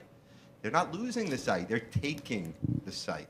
So if it took them a little bit longer to flush out some other ideas, they won't lose this site. They're still going to be moving down an eminent domain path to take this site if they have to. So we've been speaking with the community board, we've been speaking with the Borough President's office throughout this process. There's a lot of discontent with the idea at the community board. You've read their recommendation. They did not want this location. They felt this being surrounded by homes. They felt the location adjacent to the park, and they felt there's a more suitable location for this outside of the main commercial strip, which they value. So we were happy to hear that because we value this property because we spent a lot of money on the property and it was wiped out in Sandy. And the Rockaways, as you know, is on the cusp of a gigantic renaissance. The developers are in a feeding frenzy right now. And we had big plans for this site. So we just wanted to make you aware of that we do support the fire department. We don't want to hurt the fire department at all. But it's our property they're taking, and when they're taking our property, they're hurting us. So we're hoping that you might give them some opportunity to maybe investigate that other location that the community board picked out on the PSEG site and the Con Ed site, and the PSEG LIPA site. Thank you. That's my Questions? presentation. Vice Thank you Chair for your time. Nichols. And, Mr. Palatnik, how long have your clients owned this site? In excess of about 2 decades, I believe. 2 decades. 2 decades, about 20 years. Thank you. Commissioner Delahoo's. And, well, one, it would be helpful to understand, we understand that since Sandy, that there really hasn't been anything going on with the site. If you could talk a little bit about what the big plans are or were. Yeah, for well, the no, site. the plans are right now is they've been seeking to attract a new commercial tenant there and build a mixed-use development with ground floor commercial with residential above in keeping with the R5B district. The bank that was there, I believe was a TD Bank, vacated. I think it was I forget which bank it was, but they left right after Sandy. They got wiped out. So it took about 1.5 years, 2 years for that to get sorted out. And now they're up to this part of the process. So, and then we didn't even actually get notice from the fire department. We found out through the ULURP application. So that's how we got notified. Yes, Commissioner Reade. I'm sorry, you have not been approached at all by the city at all about There possible was- acquisition? No, we have not been directly approached in any clear or concise way. We've been really, and I'm not putting this on the gentleman from the fire department chief that are here today, that's not their doing. There was a reach out to one person in our organization with an obscure letter that never got to where it should have. And when we said we didn't know about it, they said we contacted you with a letter. And it really wasn't an aggressive outreach to us. So we sort of found out just when it went to the community board was when we really got wind of it. Okay, thank you. Other questions? Commissioner Canter. Thank you. Assuming that the eminent domain went forward, how long should it be, in your judgment, before a conclusion is reached as to whether you lose the land or you negotiate it in between? I'm not sure I'm following. I understand what you're saying. I don't know if I'm following the question of it. But. Mr. Harney earlier mentioned that the opportunities for the other parcel wouldn't be clear until next March, and he couldn't afford to wait that long. And my question to you is, in the normal course of events, in an eminent domain such as this, how long would it take, starting tomorrow, to resolve it, whether quickly, of course, if everybody agreed, not quickly if the eminent domain went through the court process? About a year. it would take. And we would not be opposed to waiting out some time to see if they could look at that other location, because the Rockaways, as I said, mentioned a moment ago, is on the cusp, and we were hoping to be involved with that. So we wouldn't mind waiting a year. Thank you. Commissioner Ortiz. Are you willing to memorialize that commitment? Yes, I'd be happy to. Other questions? Commissioner Levin. Are you familiar with the LIPA site and the Not intimately familiar with it. I've spoken to Jonathan Gaska, the district manager of Community Board 14, about it. Their board is very familiar with the site. They are of the belief that the site would be a good location for it and that it should at least have been investigated. I think the concern that they had, that I heard at the community board meeting, and I'm sure the fire department will echo the same thing, is that no due diligence was done on that site at all. The fire department went right to this location, picked this location, and there was no discussion on the point. And we understand their urgency, so everybody's in a spot. Yes, Commissioner Canter. Chair, I don't know if it's appropriate. In view of this information, it would be good if I would like to question Mr. Harney again. Is that possible? I'm afraid not. We don't allow speakers to come back, but we can certainly discuss this item at a post-hearing review session and address any questions that you would have then. Other comments, questions? Okay, thank you very much. Thank you for your time this morning. We do not have any more speakers who have signed up on this item, but if there is anyone in the audience who would be interested in speaking on this item, please raise your hand. The public hearing is closed, and I would note that certainly we on the commission know that these public meetings are scintillating, but it appears that also members of the public do. We have a very long line of speakers lined up outside, and so I would ask if there's anyone in the audience whose matter has already been heard, if I could ask you kindly to give up your seats so that others could come in, because we do have quite a queue. And with that, Madam Secretary, over to you. Okay, thank you. Borough of Staten Island, calendar numbers 40 and 41. Calendar number 40, CD1, C160174, ZSR. Calendar number 41, C150359, MMR. A public hearing in the matter of applications for the grant of special permits and a city map amendment concerning the South Avenue retail development. Notice, a public hearing is being held by the City Planning Commission in conjunction with the above-view appearance to receive comments related to a draft environmental impact statement. This hearing is being held pursuant to the State Environmental Quality Review Act and the City Environmental Quality Review. We will have a 10-minute presentation by the applicant team, comprised of Ann McCaughey, Len Rampula, and Greg Fleischer. Good morning, Madam Chair. Good morning, Commissioners. My name is Ann McCaughey. I'm an attorney at the law firm of Herrick Feinstein. We represent the ULURP applicant in this matter. I'm joined today by members of our project team, including our architect, Len Rampula, our natural resources expert, Greg Fleischer, and other members of the project team who are available. We'd like to take a moment to thank... I would actually just note that unless people have registered, they are not available for We speaking. do have some speakers signed at the back end in case there are Thank any you. questions that need to be addressed that aren't addressed by the applicant team. So I just wanted to take a moment to thank the department staff, Roselle Leader and Len Garcia in particular. They were very helpful and put in a lot of hard work to see the project you see today. Since the project was certified into public review, we've gone to the community board and the borough president. And with regard to the community board, we did receive a unanimous approval by their land use committee.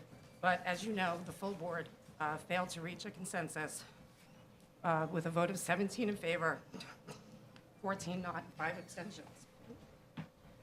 The Staten Island Borough President recommended approval with some conditions, which we addressed in a letter, and we are understanding he's satisfied with them. So just to start with the proposed actions, we have 2 actions for your consideration. The first is a special permit to allow a retail center of approximately 226,000 square feet. These include retail uses in excess of 10,000 square feet each. The limited purpose of the special retail permit is to allow these uses in excess of 10,000 square feet, which we believe will give the applicant needed flexibility to appropriately tenant the site. The BJ's Wholesale Club is the expected tenant for the wholesale club part, and there is also anticipated to be a supermarket, so without the special permit, neither of these two uses would be allowed. The second action is the ULURP action for the mapping actions. We'll be demapping a series of streets. I'm not supposed to. Demapping a series of streets that you see marked in yellow in and around the project site. We are also taking a portion of our site to allow for a widening of Morrow Street, which will then form a properly lined intersection with an existing traffic light opposite a Home Depot site.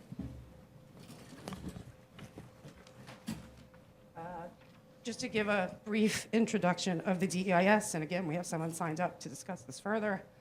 We performed a full environmental impact statement, and the three focuses that came from that were stormwater runoff, wetland preservation and enhancement, and traffic studies, extensive traffic studies. We did identify some potential impacts from a traffic perspective, and we're able to mitigate all those impacts. Further, we have agreed, post-construction and operation of the center, that we will perform a post-opening traffic monitoring study to ensure that the implementation of our mitigation measures sufficiently show that the traffic will work. So I'm going to next turn over to Glenn Rampula, who's going to describe our site plan and some operational considerations for the site. Madam Chair, Commissioners, good afternoon.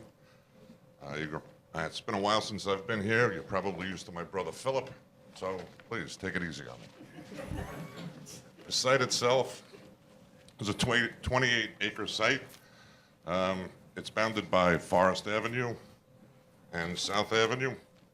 We have on it 5 buildings, general retail of 15,000 square feet and 16,000 square feet for the 2 out parcels. Main building is 92,000 square feet.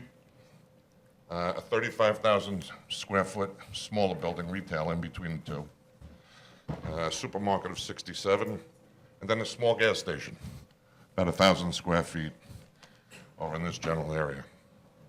The lot is an M11, and we have the required parking for 838 cars on the site itself. We also have 5 loading berths, and our planting, with help from the CPC Urban Design Team, the required planting is every other parking bay, 8-foot wide planting strip. Yeah, let's see if I can slide this down. The 8-foot wide planting strip, every other bay, and then end caps every 15 cars. We have our planting islands in between. Due to the geometry of the site, the end caps were able to become bigger, so instead of giving it to parking, we gave it to planting area. So there's more planting than what is required for the site, both site, park trees, and then we've also planted in front of, on the main walkway, the building itself. The urban design team helped us with pedestrian walkway. We have pedestrian access from our main entry and also a cross access from Lilac Court, both of which are triple or double what's required at 16 feet and heavily planted. There's also a sitting area at our main area, and that helps pedestrians come in off of Forest Avenue and to the center itself. There's another growth picture, rendering. You want me to do traffic? Okay.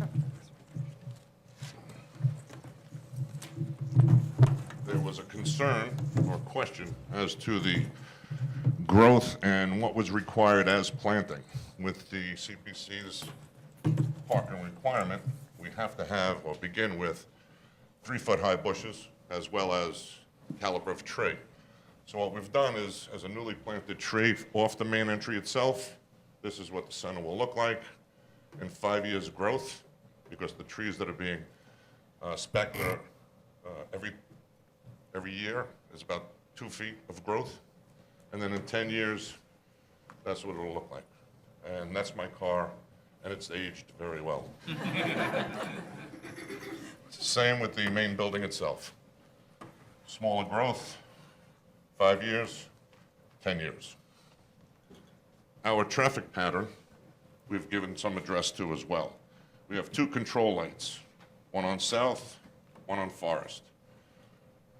Truck traffic is going to be routed through and around for deliveries. As required by the fire department, there's a 30-foot wide street in front of the center itself. Well, we've made this 30 feet as well as this 30 feet to allow easy traffic in and out of the site. That's it for me. Next up, Greg Fleischer.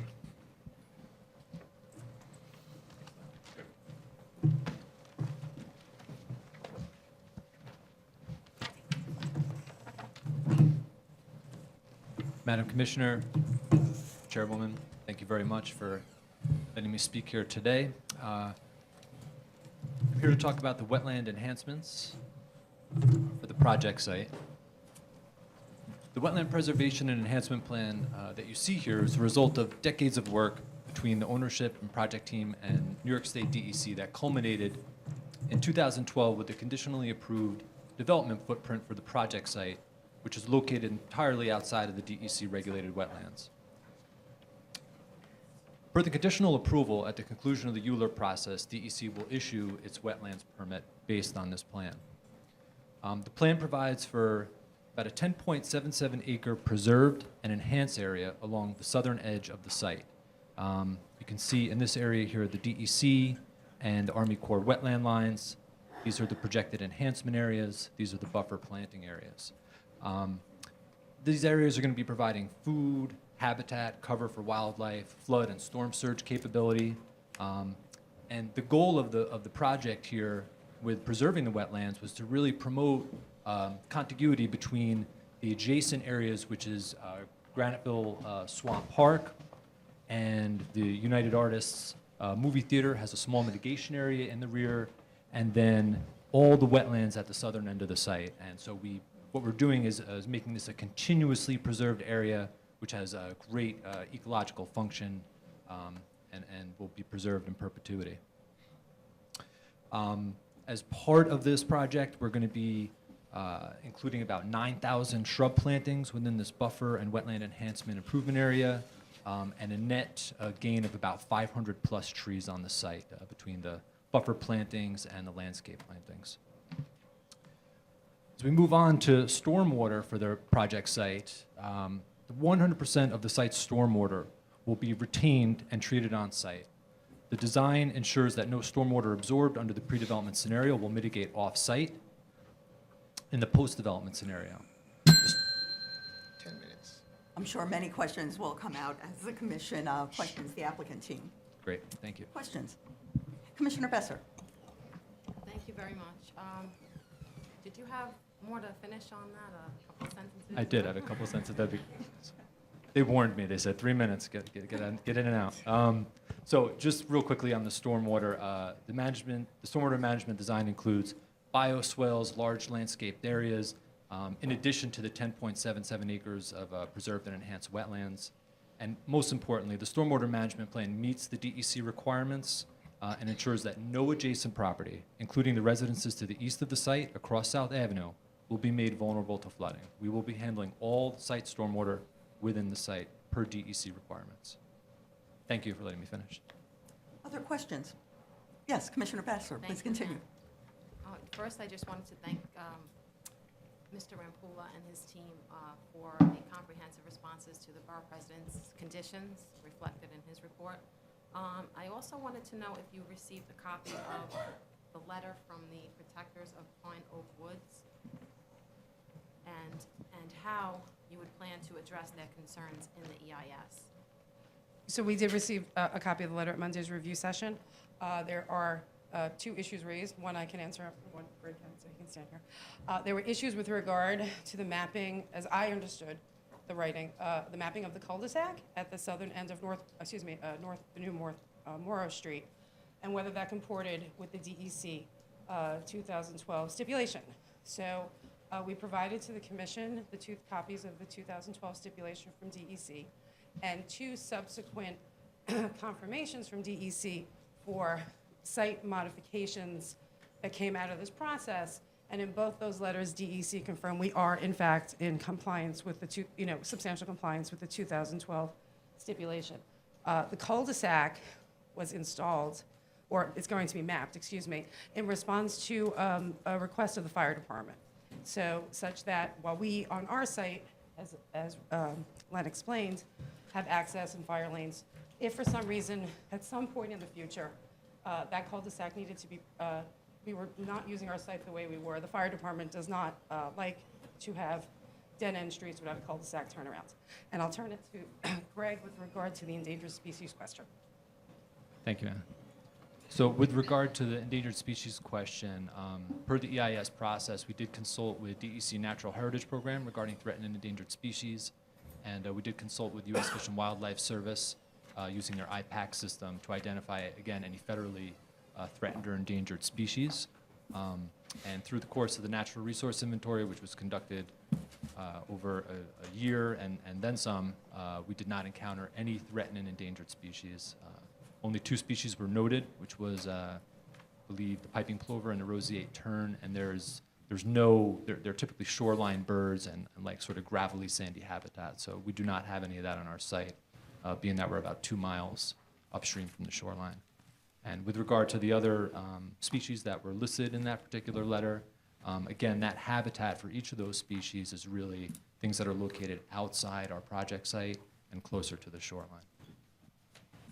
Thank you. Continue. I'm sorry, thank you. So there are members of the community in the audience that may come up to speak against the project. So now would be the opportunity for you to respond, if you're aware of any other concerns that may possibly satisfy their opinion. Thank you. We have had several meetings with the community board. We met with the Marin Harbor Committee, the Land Use Committee. We had extensive Q&A. Residents were present. We've heard their concerns. They center around, as you know, traffic, flooding potential. Well, I believe those are their 2 main concerns. And we have explained, and will continue to explain, and Greg is here to explain, how the stormwater runoff management plan basically leaves the site in a pre-development condition in terms of stormwater management. We have to retain 100% on site, and we're going to do that. And DEC, over however many X number of years that my client has engaged professionals like Greg to come up with these plans, that the system is going to work. We don't want our flood. It's not in our interest if our site floods. It's not in anyone's interest if the community floods. With regard to traffic, we've done detailed traffic analysis of numerous area intersections. There were some impacts identified, but they were all solvable with standard mitigation, whether it be signal timing, lane striping, et cetera. And we can provide further information on that. But we do, and importantly, the commitment to do the post-opening traffic study, we have to ensure that the traffic works. If the traffic doesn't work for the community, it doesn't work for the applicant, it doesn't work for the tenant. We have a mutual shared interest in all of their concerns. We will continue to tell anyone who will listen to us how our project is designed, and we'll listen to their concerns. Thank you, and thank you for coming. Commissioner Ortiz. I have another question. I thought that the time series analysis of the trees is really interesting, but we know that these kinds of centers require some sort of signage, and as much as we love trees, sometimes retailers want visibility. How do you plan to, address those issues? I mean, is there any chance that, if a retailer wants more visibility? What? In all seriousness, the understory, the undercarriage Take the of, microphone, please. they took it. Take the microphone? The undercarriage. Please take the microphone. I'm sorry, Glenn, you have a moving voice. The undercarriage will be trimmed, and the tree itself will stay. All the lighting for the parking lot, we're not going for the 40, 50-foot high lights. There will be campus lighting. So as that tree grows, that campus lighting will light up underneath. So it'll light up under the canopy of the tree. Okay. And do you have signage at those entrances? The main Small entry, little islands at the, yes. Is it pylon or monument? We have, we're comporting with M11 zoning signage regulations. There are going to be 2 pylon signs. One will be located along South Avenue in the northeast corner of the site. It'll be 40 feet high. And a similar sign will be on Forest Avenue, similar pylon sign. And that's where the stores will get their identification from. And then they'll learn the stores are in there. And of course, there'll be signage on the individual stores to say, this is the supermarket, but that's where they're going to get their signage. thank you. Other questions for the applicant team? Thank you. Thank you. Our next speaker in support is Lindo. Good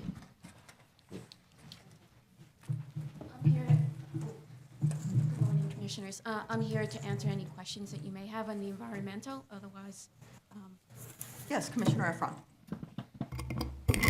Thanks. Only because there was the mention of the 30-foot wide street and the tractor trailers, and now understanding that the use is likely to be a wholesale outlet and a supermarket.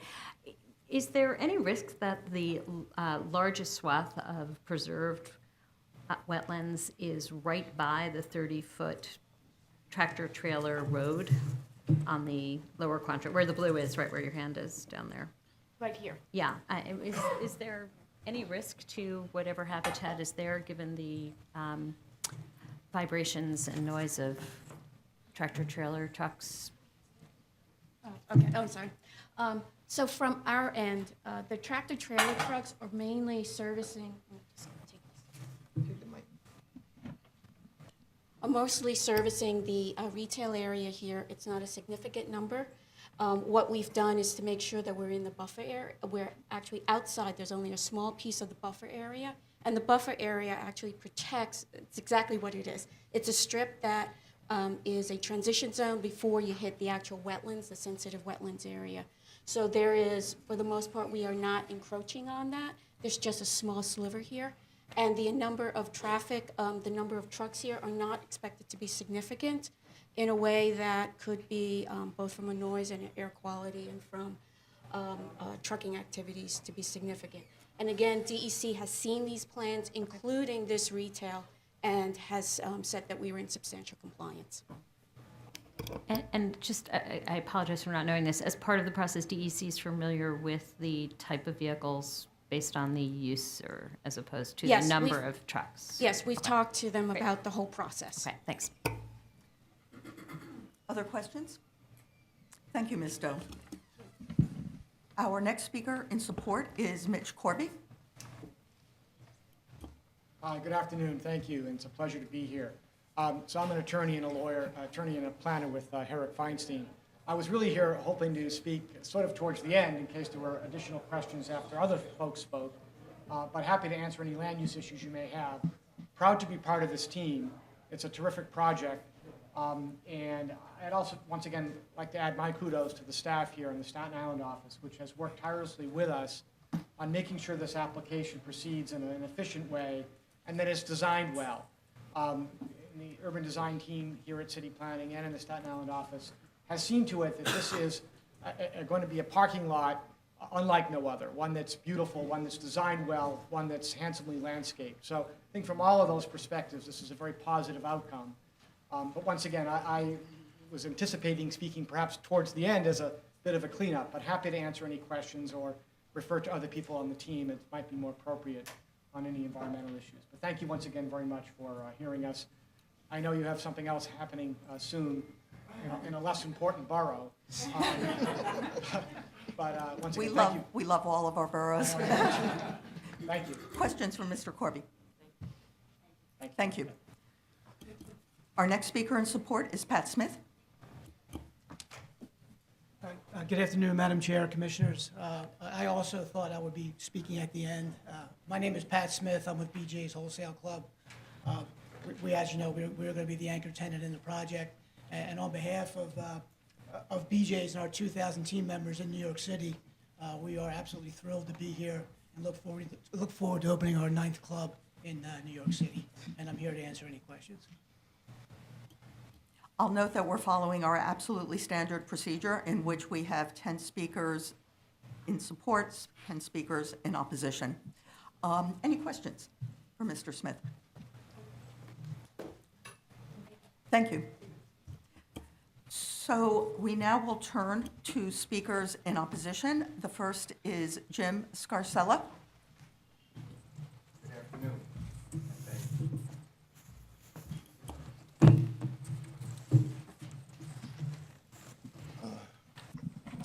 Well, thank you, Honorable Commissioner, and all of the commissioners here. It's an honor to speak to you about this. This project is a disaster for the environment of the North Shore of Staten Island. I can see that the project team worked to try to make bioswales and stuff like that, but it should not go forward. Okay, so I represent the Natural Resources Protective Association, and we're opposed to this retail center at 534 South Avenue.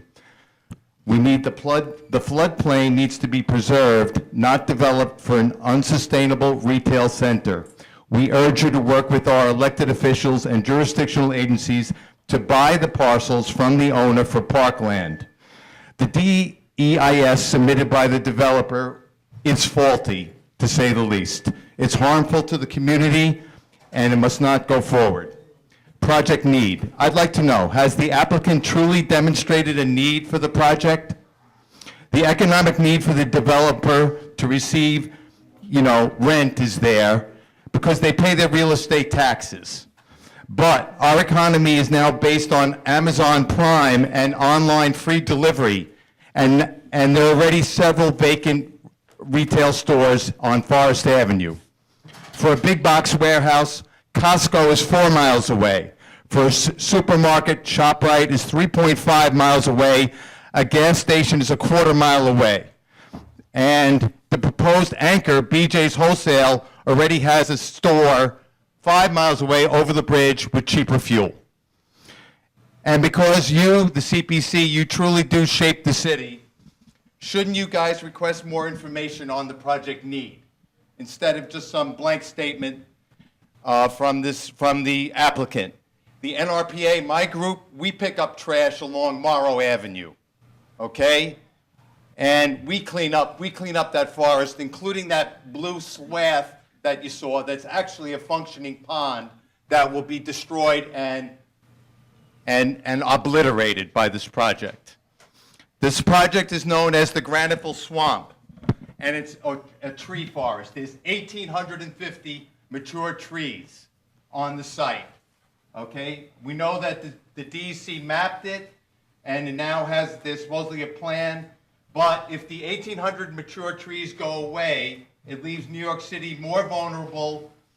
It's against Plan 2030, and it's against 1 Million Trees New York, and it's making us more susceptible to the effects of climate change. For the 20-year life of the project, each tree removes about 5 pounds of particulates out of the air, poisonous particulates, okay? So for the... Going to have to ask you to wrap up because we have quite a number of speakers in opposition. If you have a sentence or two. I do appreciate, I do have a handout for each one of you. Thank you. I urge you and the developer to work with our agencies to get the parcels transferred into our park system instead of an obsolete retail center. If you could give it to our secretary, she will make sure that it gets distributed. Thank you very much. If you could also stay at the podium in the event there are questions. Yes, Commissioner Delahoo's. Mr. Scalara, I think. Scarcella. Scarcella, I'm sorry. You can maybe just speak to one example where you believe the DEIS is faulty, and if you or your organization, it would be helpful to know if you plan to submit anything in detail about that. Yes, we will submit some detailed comments. I have attached some air quality ozone alerts for the New York City metro area, where there's been like 5 of them just in the last month since this application was certified. Also, I'd like to note that contrary to what was stated here, that all the stormwater is retained on site, the DEIS speaks that there will be discharges into Old Place Creek, which is part of the Harbor Herons program. I'll also note for the commissioners that the project talks about 58,000 gallons per day of sewage being pushed over to the Port Richmond plant, which the Port Richmond water treatment plant is susceptible to combined sewer overflow. So any day that there'll be over a ½ inch of rain, that stuff, the 58,000 gallons, will be discharged into the waters that we kayak, fish, and swim in, and people eat the fish from those waters. Other questions? Yes, Commissioner Cerullo. Jim, just a question. Since it came up at the review session and you just raised the issue now about perhaps acquisition, and I know that's not a new issue in many circumstances. I have obviously a history in knowing that there are communities that try to seek to have land that they perceive to be valuable to preservation and the environment to be acquired. With that said, has there been any effort, I mean, given that DEC, because this is an interesting and difficult thing to overcome when the agency having jurisdiction over the natural land is basically saying there are no implications based on this development, and that what has been presented is in compliance with their regulations.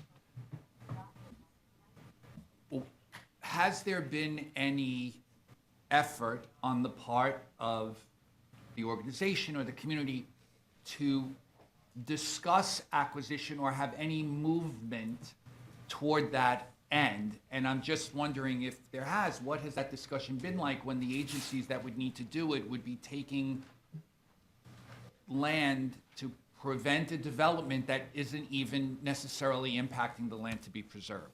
So it's complicated, I realize, but I just wondered what your take was, being what you're representing here today. Thank you, Commissioner. We've been involved in this area of Northwest Staten Island for more than 30 years. All right. As you know, there's a cinema that was built over the objections of many in the environmental community, and that destroyed part of the Graniteville Forest also. As mitigation for that piece, they did some mitigation, and now it's a fully functioning pond, which I'll give the pictures to you for later. But the thing is that the previous owners were in negotiations with the Port Authority of New York and New Jersey for acquisitions of these parcels for inclusion in the Harbor Herons program, but they could not reach a price agreement. And then I have understood that recently a nationally recognized conservancy reached out to the applicant's representative, but no phone calls were returned. So they want to, whatever their position is, they were seeking a higher rate of return here, possibly on the parcels. I can't speak for them, but I'm speaking for nature here, for the trees, for this community.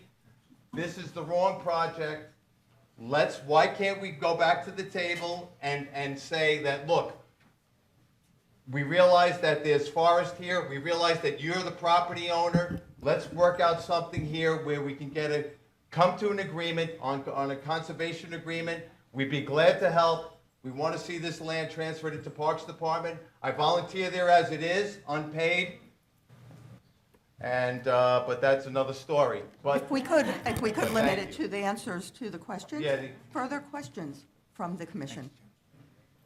Thank you very much. Okay, thank you all. Thank you. We'll now turn to our next speaker in opposition, Beryl Thurman.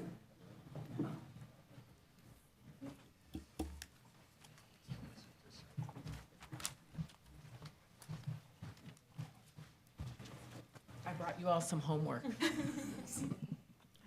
My name is Burl Thurman. I'm the Executive Director and President of the North Shore Waterfront Conservancy of Staten Island. We are an environmental justice organization located on the North Shore of Staten Island, and we are opposed to this development project of the commercial space. We're opposed for several reasons because, first of all, I have spent, I guess, the past 20 years of my life fighting for our environmental justice communities on Staten Island and fighting for their survival. And then in 2005, with Hurricane Katrina, devastated New Orleans, we knew that we were next in terms of climate change issues and having a vulnerable population of people being placed in harm's way. What the developer is failing to address in its environmental impact statement, which is a draft, is that this is an environmental justice community. Mariners Harbor is an environmental justice community. It is a low-income community and a community of color. It is also located in an area that is flood-prone. Okay? These people have absolutely no means of protecting themselves because since 2005, we've been asking the City of New York to provide us with a plan for resiliency. Even before we got hit with Hurricanes Irene and Sandy. Irene did significant damage on the North Shore, which was never reported because for whatever reasons, everyone was focused, and I understand what the reasons were, upstate New York. But the people on Staten Island did not get the attention that we needed in order so that our communities could rebound from Hurricanes Irene, and we got very little attention in terms of the storm surge that took place with Sandy. These people are saying that this is something that they feel the community wants, okay? They're saying that because 20,000 people go across the bridge and may shop at a BJ's, that is justification for the building of this site, but it's not. What is more important to us is the preservation of this forested wetland. There are 7 freshwater wetlands on this place that they will be destroying. And it is a full canopy of trees that is providing oxygen to this community, a community that is burdened with pollution that comes from as far away as Ohio and right across the river in New Jersey. We want our people to survive. And that is far more important to us than any of the crap that these people are building, and excuse my language, but I've had enough. We were here in 2001 asking the commission to please start protecting our freshwater wetlands because we know that wetlands protect people. And New Orleans found out the hard way that wetlands protect people when they lost 1,300 people to Sandy. We lost 20 people on the to Katrina. We lost 20 people to Sandy on the South Shore, and we don't want to see that happen anymore on Staten Island, least of all in our EJ communities. So I am begging you, help us. Don't fight against us, help us. That's not worth people's lives. Thank you. Questions? Yes, Commissioner Delauze. Thank you. Mr. Chairman, I'm wondering if you could, and perhaps it's in what you just handed, our secretary, the DEIS and specifically the fact that you believe there's a lack of recognition of the EJ community. There's also been a local law that was passed recently in New York City around environmental justice, and I'm just wondering if, given your background and the focus of your organization, if you could speak to how you believe that should be considered as part of this application. I think that it should be considered in every aspect of this application because they're not taking into consideration that we have 479,000 people on Staten Island and about 250,000 vehicles on the road. So we already have a problem with humongous amounts of traffic on our roads that we have not been able to get anyone to solve. We don't have the same infrastructure in terms of transportation that Manhattan or Brooklyn has, and we'll never have that. We also have hills, so we have downhill flooding, and we have urban flooding that you would not believe. You could go whitewater rafting on some of our streets because of the fact that we lack proper stormwater drainage and containment. The Port Richmond sewer treatment plant that they're talking about pumping their gray water and wastewater into is approximately 47 years old and was designed to only have the life capacity of about 35 years. And this morning, since I live near that area, it woke me up this morning with the stench that came from that the sewer treatment plant because of the fact that After every rainstorm, I don't care how minute the rain is, that sewer treatment plant stinks. Other questions? Please ask me questions. Very effective presentation. Thank you, Ms. Thurman. You're welcome. Our next speaker in opposition is Maria Brinkman.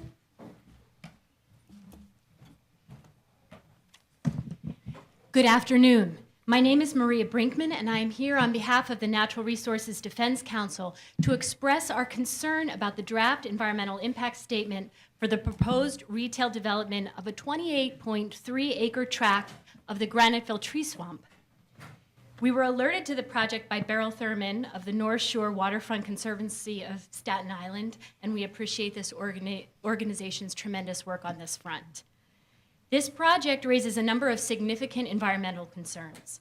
It would destroy 2.3 acres of wetlands, increase flooding risks, and adversely impact traffic, air quality, and noise pollution in the Mariners Harbor neighborhood, an EPA-designated environmental justice community. In short, NRDC believes that the DEIS is flawed for failure to explore these issues in sufficient detail. And in the remainder of my comments, I will highlight the reasons NRDC believes that further analysis and changes to the project are necessary to ensure full compliance with the letter and spirit of the state and city environmental review statutes. First, NRDC is concerned that the proposed project in its current form threatens valuable local wetlands. As the DEIS itself admits, the project would directly destroy 2.35 acres of wetlands. In addition, NRDC believes that the project's wetland preservation plan fails to adequately protect the remaining 6.94 acres of wetlands on the site, a conclusion supported by the fact that this plan involves converting the surrounding 17.5 acres from a forest of towering trees to a big box store with parking for 838 cars. Wetlands do not exist in a vacuum. They are part of a system. They function as a system. And I didn't think that the developers would argue, but they did, that leveling 17 acres of trees and replacing them with impervious surface will not directly harm the surrounding wetland areas. This is a significant loss for a site that has been recognized as a New York City land protection priority in the New York State Open Space Conservation Plan. Related to Commissioner Cerullo's thoughtful question about the DEC's 2012 stipulation agreement, this is a complicated issue, and we will submit further information in our written comments. But NRDC believes that this project does not fulfill the statutory requirements for a freshwater wetlands permit because it is not compatible with the preservation and protection of the wetland and its benefits, and it would result in substantial wetland degradation.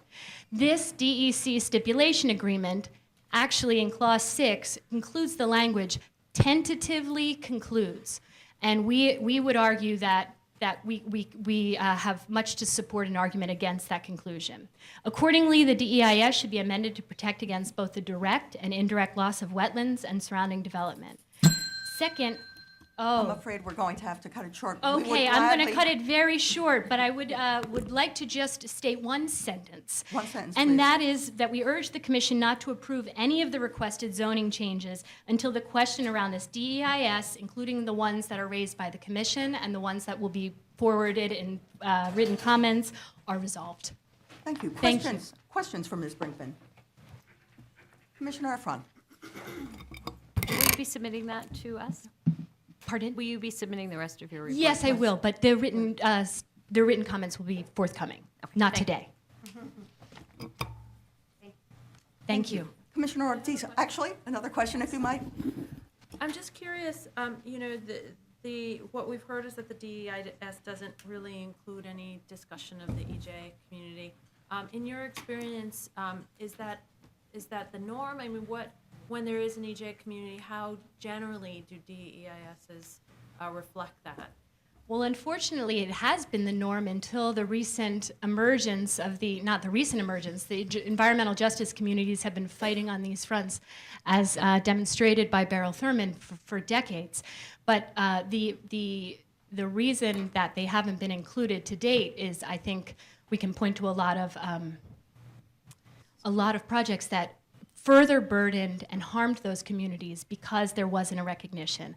I think we can applaud our city, especially for moving forward in acknowledging the particular concerns of these communities and the fact that they have been fighting against being overburdened by development for decades, a century really. And so, so I think that the inclusion we will continue to see I think we will continue to see this, or we will see environmental justice being talked about more in environmental impact statements moving forward. And I think that's progress, and I think it's long overdue and most necessary, critical for these communities. Thank you.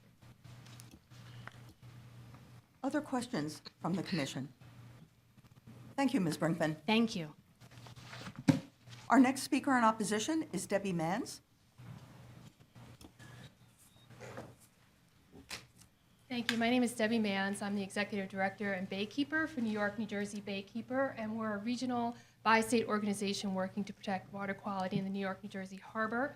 We're here to support the neighborhood and the communities around this development, proposed development. We have significant concerns about the DEIS. I'm trying to make the time frame here.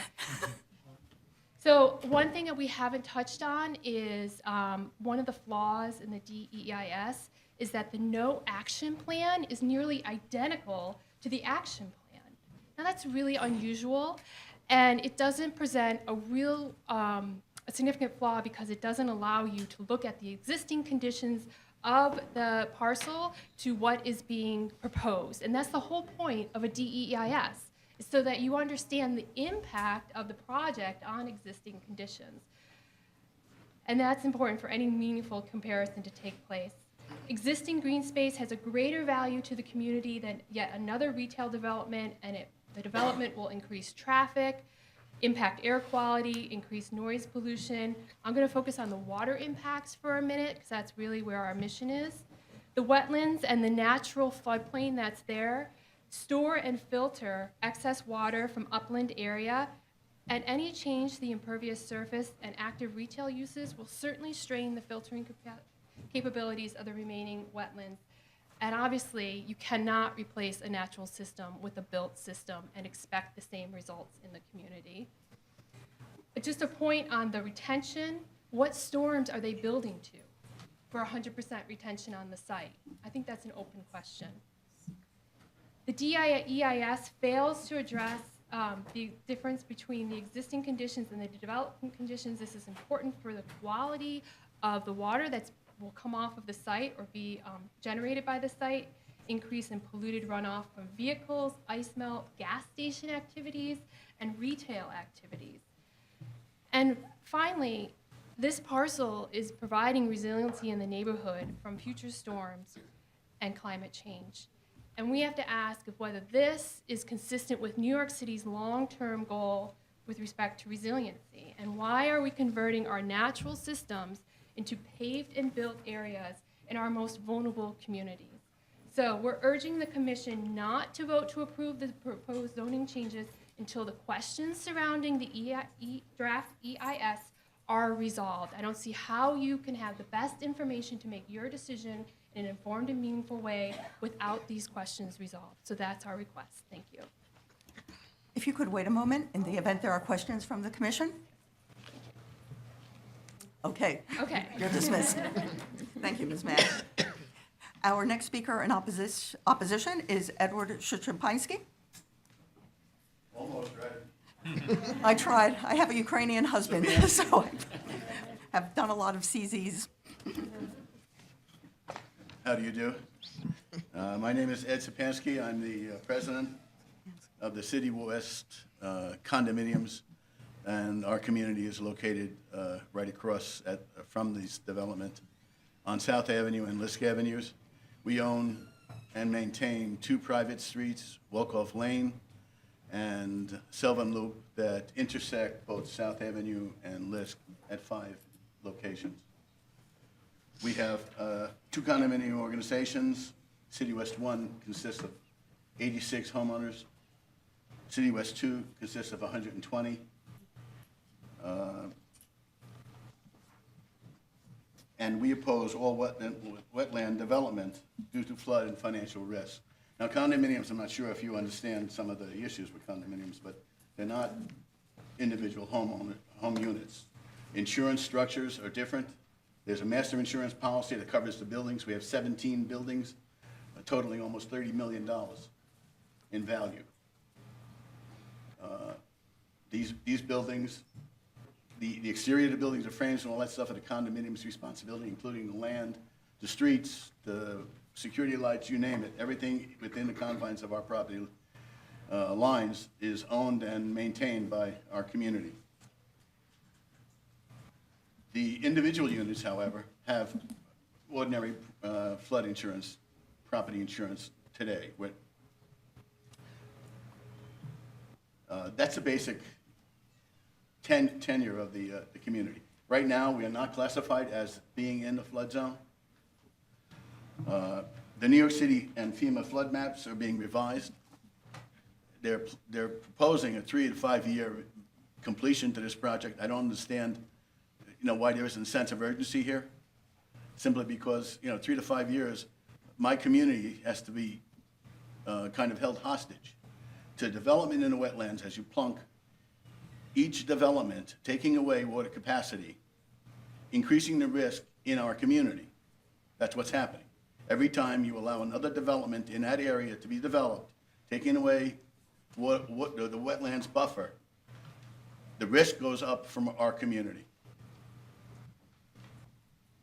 In the event that we experience a major flood and we don't have flood insurance, our condominiums are wiped out financially. We have no financial recourse to recover. We won't have flood insurance, and we'll essentially be wiped out. So anything that's done that furthers the possibility of flooding is a major risk to us. The new flood maps will necessitate flood insurance for us.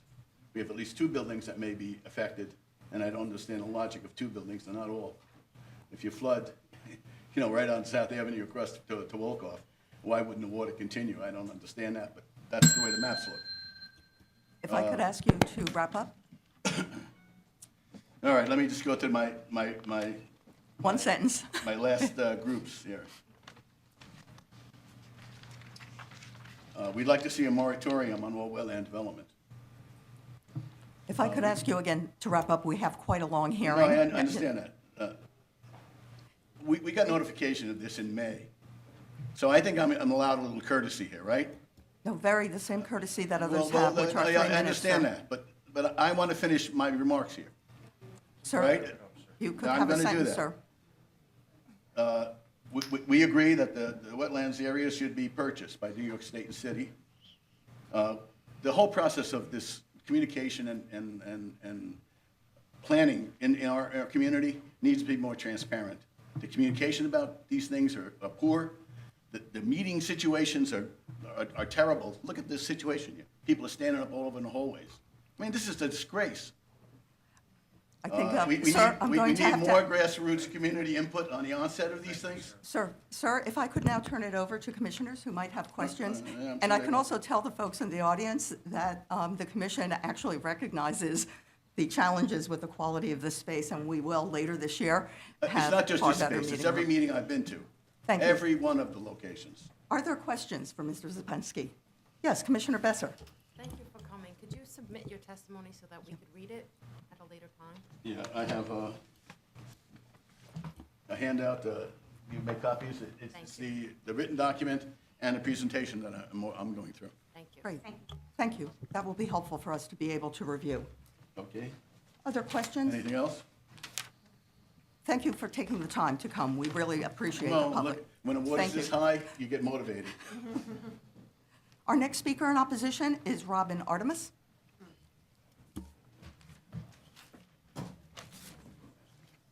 Good afternoon.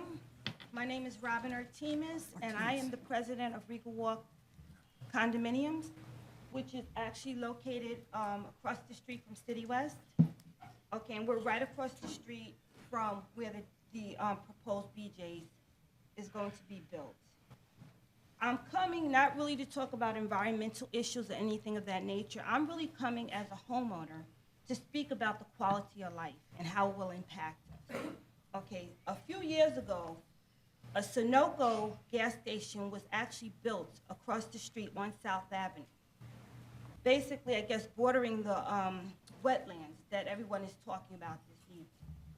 And when the Sunoco actually came into the area, it actually impacted our quality of life. We actually have an increased amount of foot traffic through our community, and we have people constantly destroying and causing disturbances in our community. And the reason why I'm here is because I'm very concerned about how the BJ will actually impact our quality of life. I think it's something that should have actually been discussed with the actual homeowners in the community. I don't think that anybody was really surveyed, so, about this proposed project. We have had an increased amount of traffic in our community. And within the last few weeks, I've noticed even more increased amount of traffic because they're doing construction on the Goethals Bridge and also on the Bayonne Bridge. So a lot of the traffic is coming off of the Staten Island Expressway, and they're coming down South Avenue. So we are unable to get out of our community, especially on the weekends. And I think that's something that really should be factored in, because I looked at the plans, the DEIS, and they really didn't factor that in. They just, noted certain times of days where they felt that, traffic levels, and I don't know how they actually went about recording and collecting their data as it related to the actual traffic patterns in the community. But I can say, as an actual homeowner residing in that community, I know that just getting around is totally different than what it was maybe 10 years ago. You really cannot get in and out of the community. Then another concern is that there's also a proposal to actually eliminate one of the lanes of traffic, making it 3 lanes on South Avenue. Now, the sidewalks were just recently, there's certain parts of South Avenue that didn't even have sidewalks up until a few years ago. Now, if you're going to actually increase the actual lanes for the cars to go down, what's going to happen to the sidewalks? And then it becomes a safety issue, because you have people who may have to walk from, say, Regal Walk or City West to the bus stop on Forest Avenue, and they really won't have an actual sidewalk to walk on. So I'm concerned for, not just the pedestrian foot traffic, also children that may have to, walk to the bus stop as they're going to school. Thank you, Ms. Artemis, for giving us local residents' perspective. Questions? Yes. Thank you. Commissioner Besser. Thank you for coming. So are you a president of the Condo Association and a resident of the same complex as the speaker? No, I'm not. They're two different condominiums. He represented City West, and I represent Regal Walk condominium. Regal. Thank you. Okay. Other questions for Ms. Artemis? Thank you very much. Okay, thank you. Now, those are the last of the registered speakers, but if there is anyone in the audience who has not spoken who would want to be heard, please raise your hand. If not, I have an important announcement to make, particularly in light of the number of questions that we have heard about the DEIS, and that is that the record on this matter is going to remain open for 10 days to receive comments on the DEIS, and it will be open through Monday, August 7th of this year. And with that, the public hearing is closed.